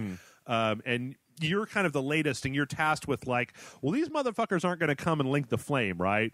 So you're going to go fucking kill them and take their ashes and put their ashes on the throne, and in that way you're going to link the flame and do some stuff with it. So that's the kind of basic tenet of the game. They've done a lot of really interesting things. The first and foremost is in Bloodborne, they started this thing. Well, in Dark Souls 2, they really started this thing. Maybe in Dark Souls 1, they started this thing. They've always had this thing where you run across people in the world. So you get a lot of this kind of side story stuff as you run across a person in the world, and they'll be like, you get their storyline, and then you talk to them, and then they disappear, right? And then you go a little bit further down in the game, and then they'll show back up somewhere else, and then you're like, oh, you're here now. And so you progress their storyline by running into them a bunch of times. And then there's other characters where you progress their storyline by basically bringing them back to like your home base, and you could talk to them there. Yeah. Sometimes they'll leave, sometimes they'll come back. Bloodborne kind of cut down on that a little bit, where there was just like this one area, and you had like 4 or 5 different people, and they had some characterization, but none of them were like warriors. They were all just kind of like refugees, essentially. Yeah. They really bolstered that aspect of the game up in that there are all of these ways that people can come and go or live or die or leave or get disgusted with you or help you or not help you, depending on how you talk to certain people and when you bring certain people to certain places and then what you do with those people in a way that is really, I feel like a kind of a first for the Souls series, because it really lets you, it really makes the characters feel a lot more alive than just being like, well, here's the first part of that quest and here's the second part of the quest, and then if you get to here, there's a third part, right? So that really does help out a bit. It gives the world a lot more flavor, and you've got all these different characters that are doing different things. They have also completely changed the way that the the biggest change to the game is probably the way that the combat system works. So in the previous Dark Souls games, for lack of a better word, there were like three ways that you would interact with the game world, right? You had a melee weapon, you have ranged weapons, and then you had magic. Yeah. Melee weapons were melee weapons. You had a strong attack and a heavy attack, or a regular attack and a heavy attack. Bows and crossbows, you could aim them, or you could just lock onto an enemy and plink away at them. And then magic in the previous games was like you would get, say, magic missiling. You have like 5 casts of magic missile. So if you want 10 casts of magic missile, you have to level up and get a second slot to put magic missile in and put another 5 magic missiles in that slot, right? Okay. That's changed dramatically in this game in that they have introduced what is essentially a kind of a mana bar. It used to be you would just have strength and stamina. Now you have a mana bar. And that mana bar is like every time you cast a spell, it takes a little bit off of that mana bar. And you have your healing items, which are Estus flasks, and you can okay, so in the world of Dark Souls, you have this limited healing item. You've got a checkpoint here and a checkpoint here, and you've got a limited number of healing items to get from this point to this point. So you've got to learn how to do it well. It's like one of the big draws of the game, right, is learning how to efficiently go from checkpoint A to checkpoint B using as few healing items as humanly possible. Now those healing items, one of them will heal your health, but the other one will heal your mana, and then of that total pool, you can actually shift them, right? So you can carry half and half, or you can designate, like if you've got 10 total, you can be like, I want 7 healing and 3 mana. Now, so if you want to be a mage, obviously you would spec more of those into the FP direction so that you can get your magic back. But then they've added another little cool thing where every single weapon in the entire game now has a weapon skill that is also activated by FP. So as an example, the longsword, the tried and true longsword, right, it's just like in Dark Souls. You have a regular attack, you have a heavy attack, right? But then when you hold down the left trigger, when you have it in a two-handed stance, you can hit the regular attack and it'll do it'll use FP to do a strike that will pop an enemy's defenses if they're blocking. And then you can do the L2 attack, which will have a dashing attack. There's clubs that you can get earlier on in the game where you can hit that left trigger and you'll do a roar that gives you a damage upgrade for a little bit of time. So there's actually all of these skills that you can use with melee weapons that use that same magic bar, which gives you a bunch of different new ways to do stuff. And in fact, like there's even a great thing where normally you have a shield in your left hand and the left bumper will put your shield up, and then the left trigger in previous Souls games would do one of two things. If you had a big shield, it would do a shield bash, and if you had a small shield, it would do a parry. But there's now a third thing where if you're using a certain type of shield, that left trigger does that weapon skill that would happen if you were two-handing the weapon, right? So it really does open up just a whole bunch of new ways to play, because a weapon may be more powerful, but this weapon may have a skill that's more useful for use out in the field as you go on. So I think that that's a great adjustment to the game. I feel like it adds a lot more, like the dagger in Dark Souls, right? Teeny tiny little dagger, right? Garbage weapon.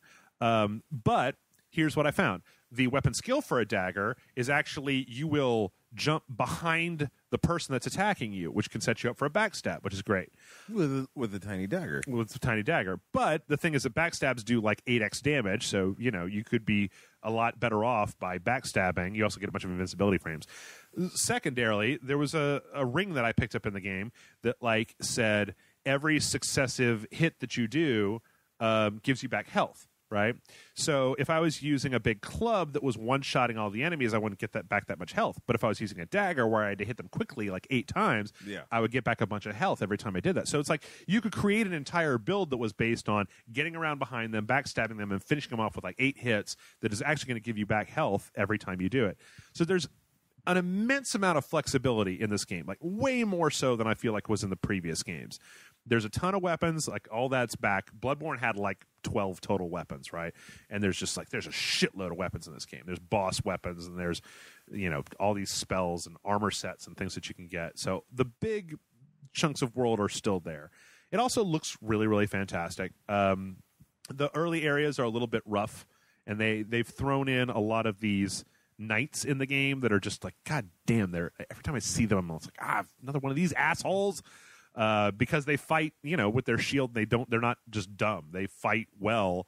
They even a lot of them have a move where if you try to get around to hit them behind, they'll just pick their shield up and hit it behind them, and then you get smacked around back there too. So there's a lot that's been added to the combat system. It does feel a little weird after Bloodborne, because Bloodborne was a much more action-heavy game, and this is a little bit more ponderous, a little bit slower, more RPG-like. But it looks good. All the boss designs, I feel like, were really great. They have a few... they have at least 2 or 3 set-piece encounter bosses, which I find really interesting, where it's like, this isn't a boss that you just have to hack to death. It's a boss that you have to do this one thing and then you insta-kill them, right? Like dangle from the chandelier. Right. The best way to describe it would maybe be in Demon Souls. There was a boss called the Dragon Lord, and he was in this arena. He was this giant dragon in this underground arena, and he would breathe fire, and you had to move from cover to cover and get to these giant ballistas, and you just shoot him with like 2 or 3 of them, and then it brought his head down. You go up to his head and stab him, and he was dead. So there's a few bosses that are like that. There's also a few bosses in this game that are just fucking jerk-off dick faces. Another thing that I really enjoy about this game is that they have, in previous games, they had this whole humanity hollow system. So in Dark Souls 1, if you had an item called humanity that would turn you would look like a zombie normally, you'd be hollow. But when you turned humanity on, it would let you summon other people into your game, and you could also be invaded by other people as long as you were human. So if you didn't want to get invaded, all you had to do was just walk around in your hollow form. In Dark Souls 2, they had a thing where every time you die, your maximum amount of health that you were able to have started to move down. And then when you used a specific item, it was the equivalent of humanity. It would bring you back up to full health and make you human, whatever. You could get invaded whenever you wanted to in Dark Souls 2. Dark Souls 3 has an interesting system because what they've done is they've got an ember that you use to kindle yourself. It's this really cool effect where it's like all the sides of you are like burning. It's really nifty. But what that does is actually lets you summon people, lets you get invaded, but it also gives you more health. And then it adds to your existing health instead of you taking away health for not being human. And then I think it also gives you a little bit of a damage boost.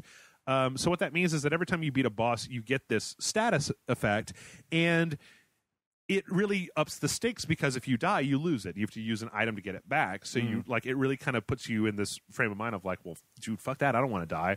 Like there were times where I was enkindled and I ran into a boss fight and I was just like, dude, fuck this. And I just used the item to let you bamf back to your bonfire because I was like, I don't want to lose the status effect until I'm ready. Yeah, exactly. So by and large, I mean, just really a bunch of really interesting set pieces. There's a ton of references to both Dark Souls 1 and Dark Souls 2. I feel like they brought back a bunch of stuff from Dark Souls 1 that was kind of missing in Dark Souls 2. The game kind of ends on a weird note. I'm still not entirely sure how I feel about it. Like I was kind of expecting them to maybe have a more definitive ending since this is supposed to be the last Dark Souls game that they make. And so the jury's still out on all that. I have been unable to do any of the online stuff because I'm using the Japanese version. There are also some weird effects that I've seen of like texture pop in and like one time I killed a guy and then I left and I came back and he was standing up in that like model pose, right? Where he's like Jesus on the cross, you know? And then I looked at it for a second and then like blip, went back down on the ground and I was like, okay. But the game's not out yet. And Bandai Namco has said, like, there's going to be a day one patch for the PlayStation version. Please stop evaluating the Japanese version that is not finished for your region, right? So who knows? I don't know how the American version is going to end up. There's some really interesting stuff involved with summoning that I find crazy. Like it used to be that there was just you would either bring somebody in who was like a helpful person, or you would get invaded by an invader. Now there's like a third way where you can bring people in who can attack you if they want to, but don't have to attack you. They can technically fulfill their summon by killing an invader that comes into your game, or by killing you. So it's like this weird, like kind of just keeping an eye on this person at all times. Like, I don't know about this one, man. Like this one might be fucked up. But yeah, it's a big old world. I mean, it probably took me 30 or 40 hours, and I I'm going to go back into it and try out some different builds because I was just doing a very basic sword and shield kind of build. Like you get your 8,000 yens worth? Absolutely. Okay. Absolutely. Like I said, I have some issues at the end, but like I went back and started over again, and I found there was a person whose quest line I had missed the second step of, and I found it this time, and I was like, oh shit, that's awesome. There's a bunch of cool callbacks to the previous games. You know, I'm gonna have just gotten done. I'm gonna stream it on Sunday because I'm doing it by myself. So I feel like it's a really good game. I don't really want to give it a score or even come down as like a you should buy this or you shouldn't buy this, because it's entirely possible that it could be very different when it comes out in the States. The version I have, the Japanese Xbox One version, is full English dialogue, full English descriptions of all the items. So I have a feeling that all that's going to be fairly similar. I don't think there's going to be a dramatic difference. But there were some really thrilling boss fights. There was some great moments of like, oh shit. There was plenty of points where I was like, oh, it's that place. I love that place. I remember when I was in this place before. So yeah, I really enjoyed my time with it. And allow me to finish this by saying, what a fucking surprise. Jeff has a bunch of good stuff to say about a Souls game. Gee, I didn't see that one coming. Yeah, it's like Jeff always says, Dark Souls is like the Metal Gear Solid of Dark Souls. That's exactly. I always say that. This is Joe and I just having our big Montanas, and I'm just like, this big Montana is the Metal Gear of Dark Souls. I don't know, bro. I think it might be Dark Souls and Metal Gear. Like, okay, enough shit talking.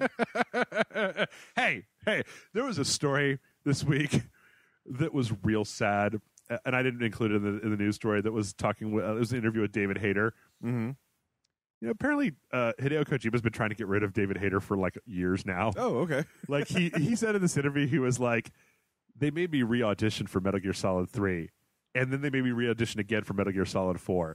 Like to be Naked Snake and to be Old Snake. Yeah. And then somebody asked him, like, did you play Metal Gear Solid 5? And he's like, no, it would have been too painful to play 60 hours of just watching the character that I've been so intimately involved with talk in somebody else's voice. And I'm just like, I can see that. That seems, it was real sad. I'm just like, oh, David Hayter, poor guy. Oh, yeah.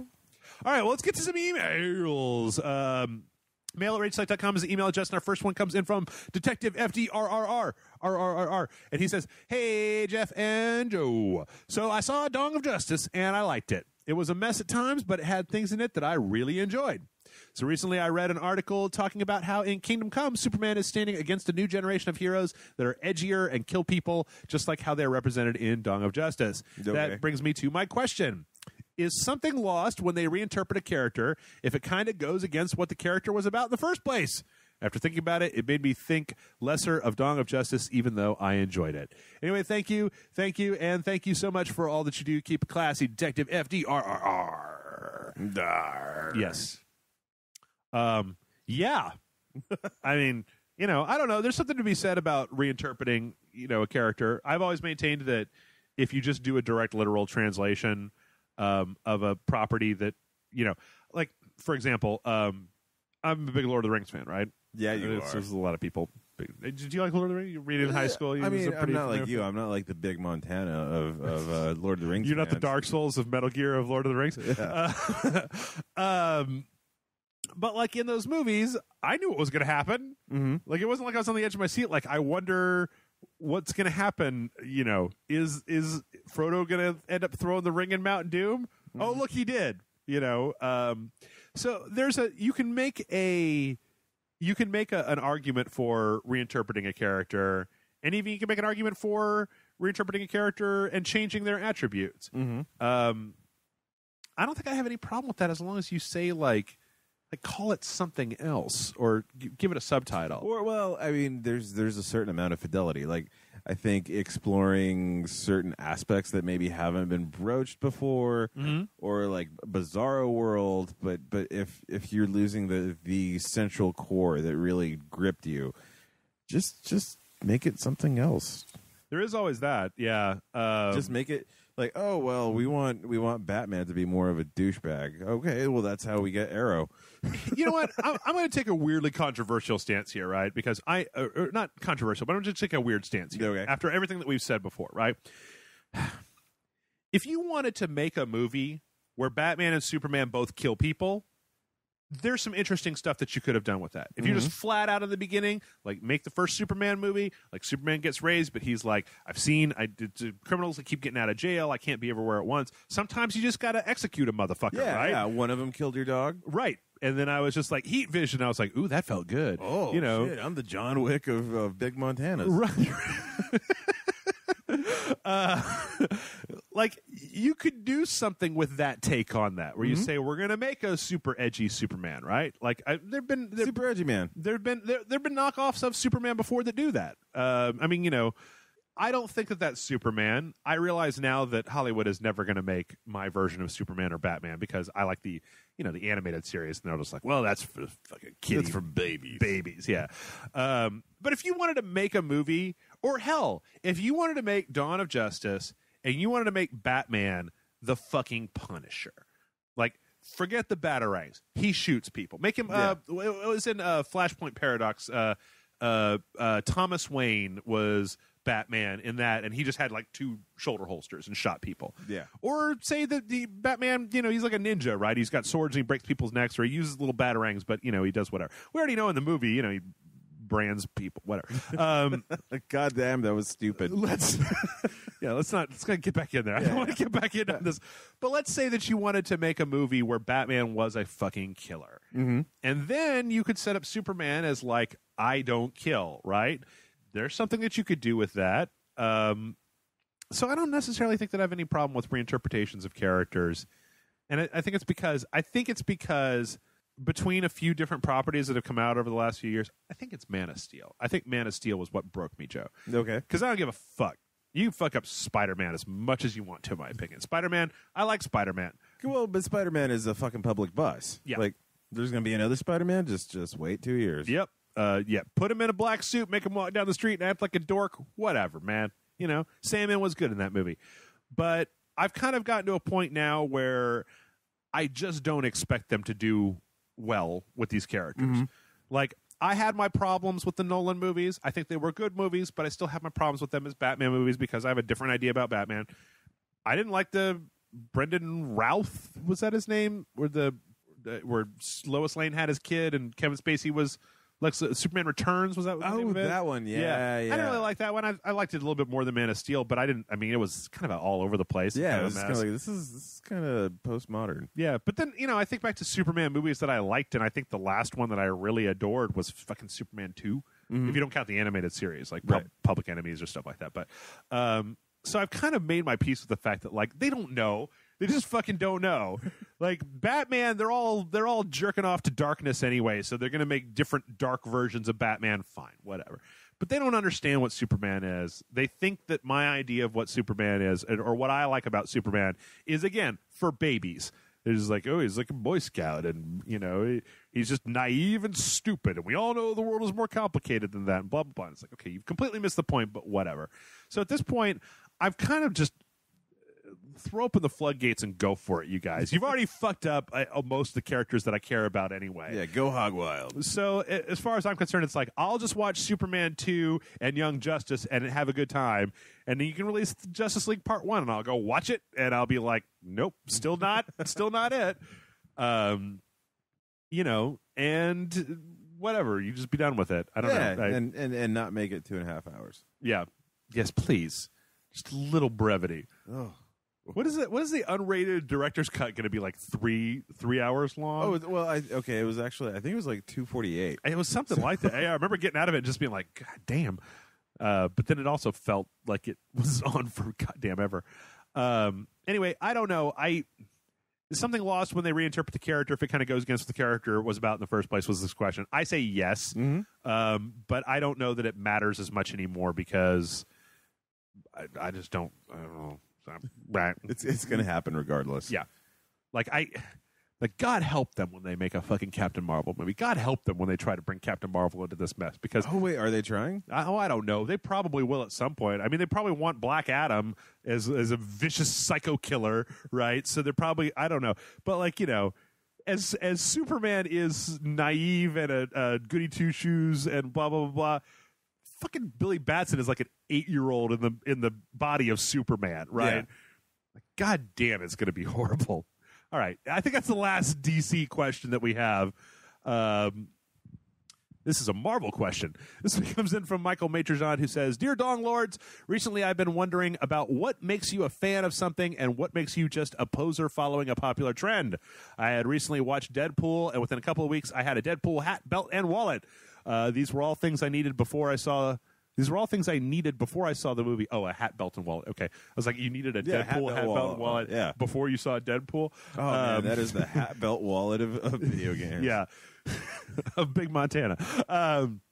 These were all things I needed before I saw the movie, but I just thought the Deadpool stuff was cooler than normal ones. I do like Deadpool and have since I first saw him and really love the superhero universe, but I don't collect any comics, just read them occasionally and have a vast knowledge of the Marvel/DC universe. So my question is, what makes you an actual fan or just a poser? Your loyal selector of rage, Michael Maitrejean. We have answered this question numerous times over the last 4 years that I've been doing this, but I feel like it's good every so often to reinforce this. Joe, what makes a person a fan or what makes a person good enough to call themselves a fan of a thing? Do they really like it? Yes. That's kind of what... There are no fucking poser police. Anybody who's trying to do that to you is a full-blown wang face. They're Dick Wart. Yeah, they're the Big Montana of dick faces. Yeah. Don't ever let anybody fucking tell you that you can't like a thing because you're not qualified to like it. Just go fucking like what you like. Yeah, and if you don't like, if you don't feel that somebody's genuine enough about it, hey, just don't engage them on it. If somebody says that to you, just make a rude noise and then walk away. Like, just beep their nose, just beep, and just walk away. Yeah, don't bother talking to them. Like what? You're already being put at a disadvantage of just like, well, you're no fan of blah blah blah. And then you're like, what are you gonna do? Like, yeah, I am. I own 6 comics, and I saw the Spider-Man. Just be like, go fuck yourself. Eat my dick, you stupid fuckface. Like, I don't care what you think. Who the fuck are you? Plus, what prize are you going to get for convincing them? Yeah, nothing. Nothing. What have you done? All you've done is given them the power to be the arbiter in your mind of who is and who is not a fan of a thing. Or I've slightly engendered myself to a person who is probably reprehensible. Yeah. Yeah. Like, Hideo Kojima could show up at my front door and be like, you're no fan of Metal Gear. And I'd just be like, get the fuck out of here, Dick. Well, you want to have lunch? I want to talk to you. Yeah, I mean, can we get a selfie real quick? Yeah. Just, maybe a little bit of kissing ass. But, like, I don't give a fuck. I don't give a fuck. I don't give, like, it's taken 5 years of being on the internet, but at this point, I realized this week with all this Batman, Superman, all this blah, blah, blah, blah, I just do not give two rat shits about whether you think I'm good enough to like a thing or not. Mm-hmm. You know what? I fucking love Deadpool. I think it was great. I've really read any of the Deadpool comics. I read like the first one, like I think I had the Rob Liefeld like back in the old days type of thing, and it was terrible. I only read it because I was 14 and I was an idiot, you know. And I was like, yeah, Rob Liefeld, he gets me with the pouches and cable, right? You know. And I would just say for him in particular, maybe don't wear the hat belt. Whatever. What was the third part? Hat belt wallet. Yeah, maybe don't wear the hat belt wallet all at the same time, but that's just purely from a design standpoint. Of just accent pieces. Or get Deadpool pants, shirt, and shoes to go with your hat belt and wallet, and then go full Deadpool all the time. As a friend of mine once said when I was at a heavier point, but I wasn't super fat, he said, either you need to lose the weight or you need to go full sumo with that shit. You need to lose 20 pounds or gain 40. Yeah, exactly. Yeah. So, yeah, don't ever, Michael and listeners of Rage, like, don't ever let any fucking stupid asshole tell you whether you're a true fan or any of that bullshit. You just flip them off, walk away, and then tell them to come talk to me, and I won't listen to them. They can try to convince me all day long how you're a stupid poser. That's never been an argument. Ever in the history of mankind. And the only way those people can have power over you is if you let them. Mm-hmm. Yeah. All right. Next up, Manil. He wrote this out phonetically. Arachige. Manil Arachige asks, "Dear Rachel, what makes a good theme song / leitmotif?" I don't know what that word means. I don't know. Is it just that it repeats a lot until it catches in your mind, or does it have to be memorable from the jump? I like the Daredevil theme. It's great and memorable, and when I'm watching, but I completely forget it if I'm not watching. Okay, I'm going to look up what this word means. What, leitmotif? Leitmotif? I think it's your dick taste. I've honestly never heard that word before. Recurrent theme throughout a musical or literary composition associated with a particular person, idea, or situation. Sorry, guys. Theme. Jeff is actually just a music poser? Yes, that's right. Hey, man, no, I'm not. No, look at all the soundtracks that I bought over the last... Yeah, prove you're not. Ask my dog. He knows. He'll tell you that I'm not. Look at him. He's telling you right now. Yeah, and he's like, I don't need to deal with this shit. Yep, exactly. So what does make a good theme song? What do you think, Jim? Oh, man. Not being sung by a 5-year-old girl. Okay. So that's a lot of the Japanese theme songs just off the table. So not a fan of the J-pop? Not really, no. Mm-hmm. No, but I mean, honestly, that's really difficult to say, like, what's going to catch. Like, it's like scientifically trying to create the perfect sitcom. Sure. Well, it's funny. I've found over the last few years that the answer to that question for me is if the song is attached to a visual, I usually like it more. And whether it's in a movie, like whether it's happening inside of a movie, like the Inception music, right? I really like that. Or like Pirates of the Caribbean. I fucking love the Pirates of the Caribbean soundtrack. Like, that's all connected. Like, when I listen to that, I just instantly in my head, I can see fucking boats and Jack Sparrow and zombie pirates and stuff like that. Or, like, I'll find that if I'm listening to an album, usually my favorite song off the album is the one that's attached to a music video that I also really like. Okay. Because there's, like, this weird connection in my head. Or, like, my favorite songs on the... I recently have gotten really into the Bloodborne soundtrack. Yeah. And one of my favorite songs is off of the... DLC, and it's the one they use in the trailer for the DLC because it's in this, it's got all of this like kind of action connected to it. So, or like the Fallout 4 soundtrack. Like I was listening to that in the car the other night, and I like it because it's what's going on behind me punching super mutants in the face in Fallout 4. So I feel like if it's connected to something, like the only, I'm a liar and a hypocrite and a dirty motherfucker. And a poser. Yeah, a poser of all stripes. Big Mo of posers. The Wonder Woman music really stood out in Dawn of Justice to me because... Oh, man, I was hoping you were going to say the original series. Oh, no. Because I was about it.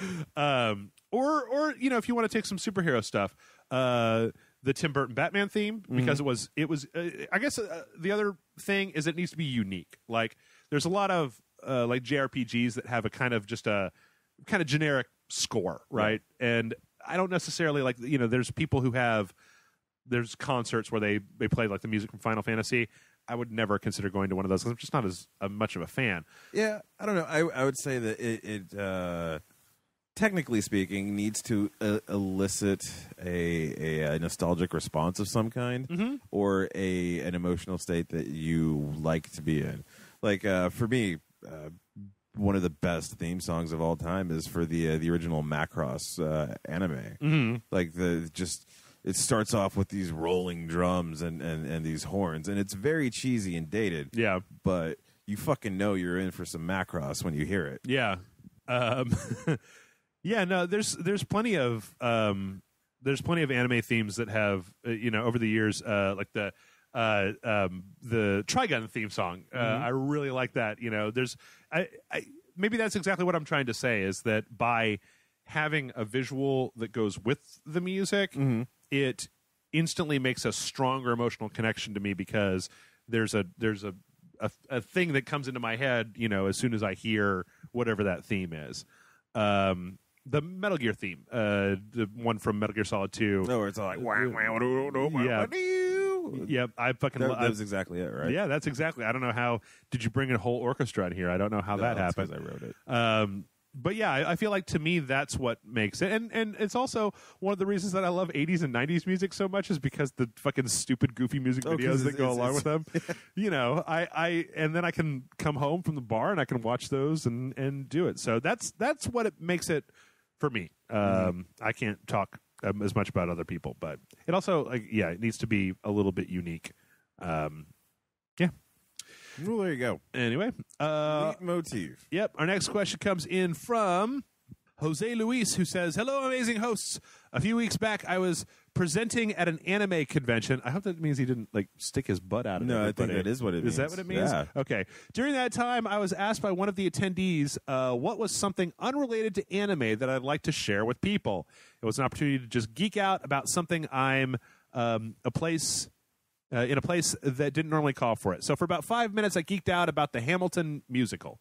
And that is my question to you. That fucking musical. What is something that you're really into or obsessed with right now that has nothing to do with video games that you'd like to share? You guys usually talk about random stuff you like anyway, but I'm sure there's some things you don't talk about because you may be afraid it'll bore your audience. Screw them if they're bored by this question. Thanks for answering, Jose Luis, who I've had trouble because his name is written all in one word. Okay. So I was never sure whether it was Jose Luis or Joselius. So he does have a PS who says, "My name is read like Jose Luis, but I'm totally cool with being Joselius as well. It makes me sound like a badass." So, so what's something that you're into, Joe, that's not video games? Sewing. Sewing? Yep. Yeah? Got to make the shits. Yeah? Got to wear the shits. Cosplay? You make You're full yeah, I cosplay as a cloud me. cosplay. A bee? No, me. Oh, you? Yeah. I was like, a bee. Interesting. Okay. So just sewing your own clothes? Yeah, or other people's clothes. Okay. Making fancy dresses for fancy ladies. Need to ask you about how to get the bottom button on my jacket to stay on. It's come off 4 times in the last 3 years. You got to hit it really hard. Yeah. Yeah. Can I glue it or something? Why use not? Like an epoxy or like? Well, that's the beauty of it is like Gorilla you get to glue? figure out how to. I mean, it's choose your own adventure. It's just a very short adventure. Okay. Crazy. This is a very difficult question for me because most of what I do is sit in this room and play video games. I can say that when I'm not sitting in this room playing video games, one of the things that I do to, I'm going to use my biggest quotey fingers here, relax, Yeah. is go down to the local pub with my Kindle and read schlocky sci-fi and get drunk as shit. Yeah, you're that asshole. The reader at the bar. Yep. I ran into one yesterday, and she was quite pretty, but also the reader at the bar. Yeah. Well, why do you say asshole? What's wrong with that? I mean, I don't try to shoo other people away from my favorite table or anything. I don't mean like it's not indicative of it was more like fella, dude, guy, person, an asshole, not like, oh, he spits on all the peanuts and then walks away. Oh, okay. I was mentally racking my brain. Like, I'm a pretty insecure person. I'm trying to be like, what's the problem with because like my whole shtick is that this house, this condo that we're sitting in right now, this is where I spend 90% of all of my time. And I play my games here, and I edit my podcast here. This is where I work. It's where I sleep. It's where I eat. Jeff Manor. Right. So the only way for me to like get away from work, so to speak, is to actually leave the house. And the easiest way to leave the house, I mean, like fucking what? Go sit at Starbucks? That's when I was garbage. self-employed, I did that. That was my exact MO. Did you go to the bar? Yeah. Well, I mean, and to be fair, like not only was I the reader at the bar, I was also the guy drawing shit at the bar. Oh yeah, I've tried to be that guy a few times, but I get really drunk really quickly, and it doesn't. I can't draw at that point. I'm just part of the problem is that drawing at a bar is also a conversation starter. Yes. Most people understand that, like, if you're reading, you're probably not here to talk to people. Mm-hmm. But if you're drawing, like, what you drawing? Can you draw me something? I bet you could draw me. I had, in the beginning, I feel like people have kind of gotten warded off a little bit. In the beginning, I had a few people who would come up and try to talk with me when I was reading. And you just, lock my Kindle and talk with them for a little while, and then they would fuck off, and then I would go back to read my book. But now it's just like, no. I just pick a table, sit there quietly, read about fucking space monsters shooting stuff up and explosions. I just got done with the fucking 12th or 13th book in this one series of like just pulpy, shitty sci-fi. There's about 8 different authors that I've got. I'm always looking for new ones because I figure if I can get enough of them eventually, Joe, I'll be able to just read each book, and then by the time I get to the last one, then the first one will have put out, James S.A. Corey will have the next Expanse book out, and I can just read that instead. And it like goes down the list. It's like James S.A. Corey and then like Marco Clues, and then, and then we get down to these guys that are just churning. They're like what was that? It's on NPR last week. Larry Niven, some sci-fi author that just that wrote like 4 books a year. Those are the guys that I like. Who are just like ramming those books out, and they're not the best books in the world, but they're fairly easy to read. And there's a bunch of sci-fi and aliens and fucking monsters in space and shit like that. So yeah, they'll probably be my client one day for ebook conversion. Probably. Ooh, I should see if any of them are. But actually, I just realized just recently I was watching. Do you know the show Brows Held High? No, what the hell is that? It's a guy who was on the I forget what the network was called, where the Nostalgia Critic is, where they have all the different people that are kind of on their little network. Do you know what I'm talking about? No. Do you know who the Nostalgia Critic is? No. Okay. Then this is probably way beyond you, but there's a network of a bunch of different people. Oh, did you hear that, people? It's too beyond poor little old Joe. That's right. You must prove why. No. It's just a big group of people. I used to watch them all the time, and then I kind of got a little sick of them. Okay. There was one guy on there who did nothing but movie reviews. So they had different reviewers who did different types of movies, and they had different niches, right? Okay. And then one guy who just did schlocky horror movies. And they had one guy who was this British guy, and then they had this other guy whose brows held high, who just did artsy-fartsy movies and then talked all about the artsy-fartsy. And he did a video this week that was about Superman. And he had a quote in there, I believe, from a book that Grant Morrison wrote about superheroes, and I love Grant Morrison, so I think that after I get done with this schlocky sci-fi, I might go read Grant Morrison's book on superheroes because I like Grant Morrison. All right, a couple more questions here, and then we'll be done. This next one comes in from Tristan, who says, "Dear Jeff and Joe, it's that time again for another Rage Select podcast question." That's my shtick. While it's no secret that some old shows' special effects haven't aged well, why is it older shows that didn't have CGI because it wasn't around don't seem to get the same criticism lobbied at them? Example, Babylon 5 is often passed over because of the 90s CGI, which is pretty glaring by today's standards. However, the original Star Trek gets a complete pass, even though it was shot with a proportionately equal budget. Why does the critic community feel the need to shit all over CGI while practical effects are praised like it's a gift from the heavens? This is something that sticks in my craw like a dark-infused sword from an invader's backstab. Ah, I got that reference. Hope you have no connection issues when Dark Souls 3 is out, Tristan. Then he says, P.S. Jeff, any updates on your smoking? Have you cut down on it or quit completely? I remember you tried a long time ago, and the thought popped into my head when I was typing this. It's the problem with putting anything on the internet is you're just like, yeah, I was thinking about quitting smoking, and then people are like, how's that going? And I'm like, and it's coming from the best place. Don't get me wrong. I'm not yes. shit talking. Yep. But I know. Like, Tristan is fully in the right here because I put it out there. If I didn't want people to ask about it, I would have kept my fucking mouth shut. Poorly, Tristan, is the answer. So this is more of like a it's more of like a film critic question, but for my money, I feel like no matter how bad your dumb rubber lizard monster is, it's there with the other people, as opposed to your CGI where it's not there. With the people. There's a fundamental difference there. Yes. Okay. Yeah. Do you need to add to this, Joe? I feel like it's pretty obvious. I feel like it's obvious to me, but then I hang around with like fucking Brian Salisbury and Chris Cox and people. No, what I would say, well, I've known a few of those people. Oh yeah. My reaction is more of no, that shit was panned. Yeah, like it was panned by critics of the time. Oh, that's true. Yeah, like it doesn't get a free pass. It's just it's already inserted into history in such a way that that's just a given. Right.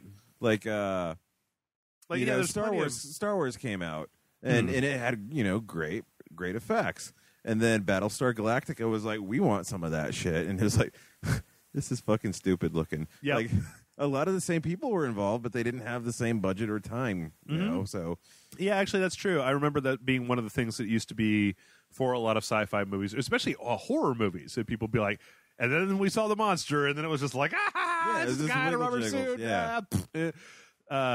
So yeah, there's probably plenty of criticism about that. I feel like people have more nostalgia though for practical effects because I feel like even the bad CGI ages worse than bad practical effects because at least the dumb guy in the rubber monster suit is standing there with the people. Whereas like you go back and watch, something with a bad CGI monster in it, and once the CGI looks significantly better than that, I feel like we're finally kind of coming to a place where I don't feel like the CGI that we're seeing today is going to age as poorly because it's gotten way higher up. Except for Super Batman's. Well, Like, that was amazing.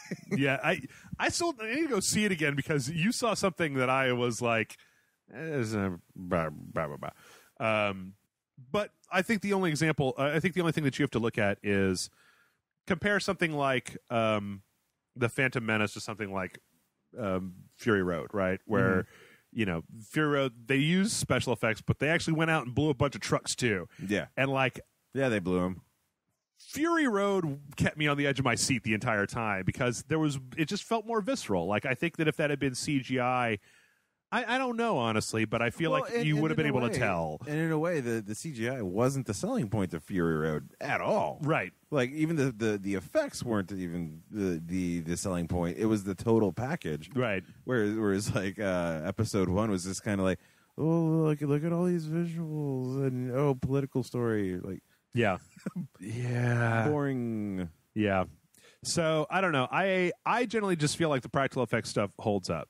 Like, I watched a making of... Have you ever seen Maverick with Mel Gibson? Oh, yeah, the Jodie Foster, Mel Gibson. Yeah. I like that movie. I thought it was fine. But there was a behind-the-scenes thing on the DVD. I bought the DVD for it a long time ago. Did.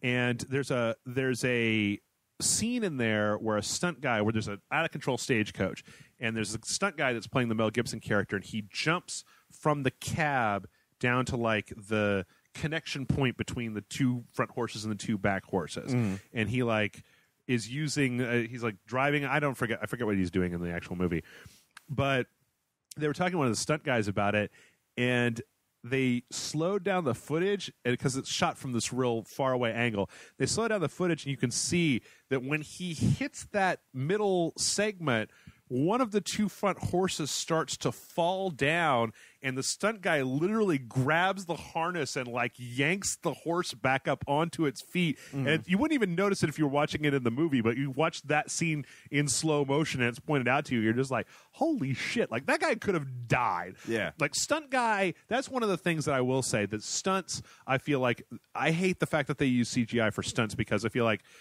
there's something that we can see the difference between CGI Spider-Man and like a stunt person. Yeah. And that stunt people are some of the most admirable people to me on the planet because those motherfuckers are putting their lives on the line For fucking entertainment. Yeah, so you could be like, Mel Gibson jump between horses, wee! Or like the scene in Raiders where he goes underneath the truck, right? I remember my dad made a real big thing about this when I was a kid because even though they did stuff so that it wasn't like he was doing that. Actually, I think the guy who was doing that was, he had like a reinforced shirt and stuff like that, but they were still filming. Like, this wasn't a trick.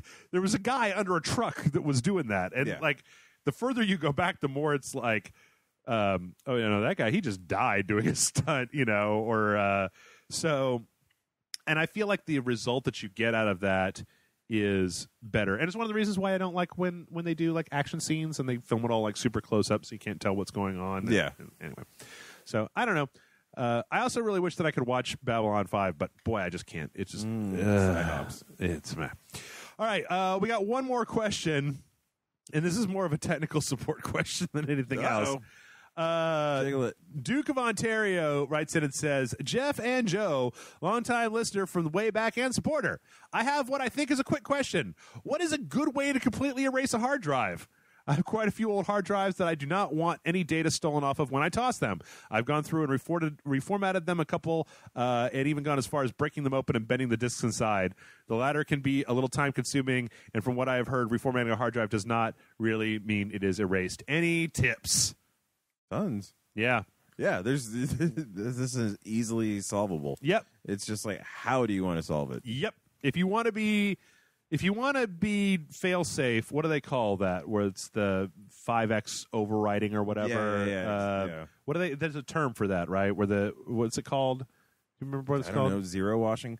But I know what you're talking about. Basically, what you want to do is you can find some programs on the internet that will take the drive, and normal formatting a lot of times will leave the data but just delete the file table so you can still go back in and you can get that stuff. This will stuff. actually write into every cell. Yeah, it basically goes through. It's a really time-consuming process, but it basically goes through and writes over your entire hard drive with garbage, and it does it multiple times so that you can't like get underneath that data and see the data that's below it.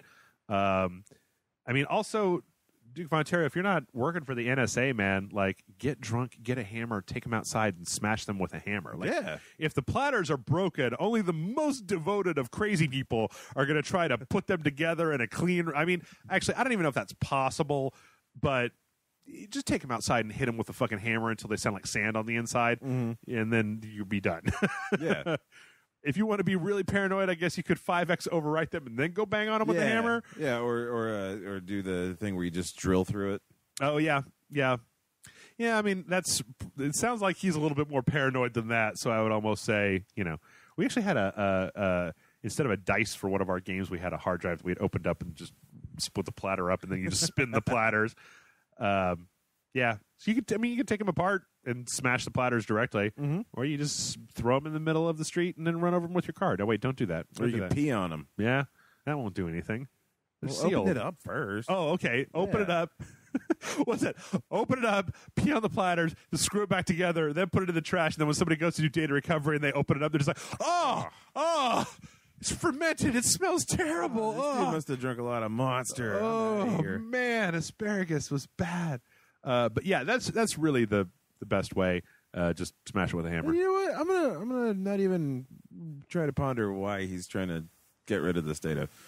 I'm also not going to ponder. I mean, Duke of Ontario, I feel like the internet could have told you this real quick instead of sending a question to the podcast and then waiting for us to answer it, waiting for it to be rendered and uploaded. So, yeah. But hey, it's always fun to smash up old computer equipment. Yeah, it is. Just, don't leave it in your yard or let it get into the groundwater or anything. Oh, yeah. And with that, we're done. So, Joe, thank you very much for stopping back by. I learned a new word this week. Yeah, you did. Mail at rageselect.com is the email address where you can send in questions. Do you have anything you would like to be pimping out this week? Pimping out? Just so is the Zebra Sun design. Okay. Get some design shit or some ebook shit. I don't care. Get Joe will something. sell you a nice thong or something, right? Do you sell thongs?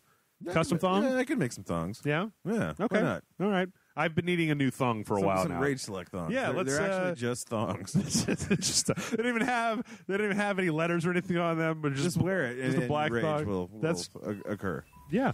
All right, that's it. Thank you very much. Joe and I are going to go discuss the latest merchandising effort from Rage Select. Look out for thongs soon. We'll see you next week.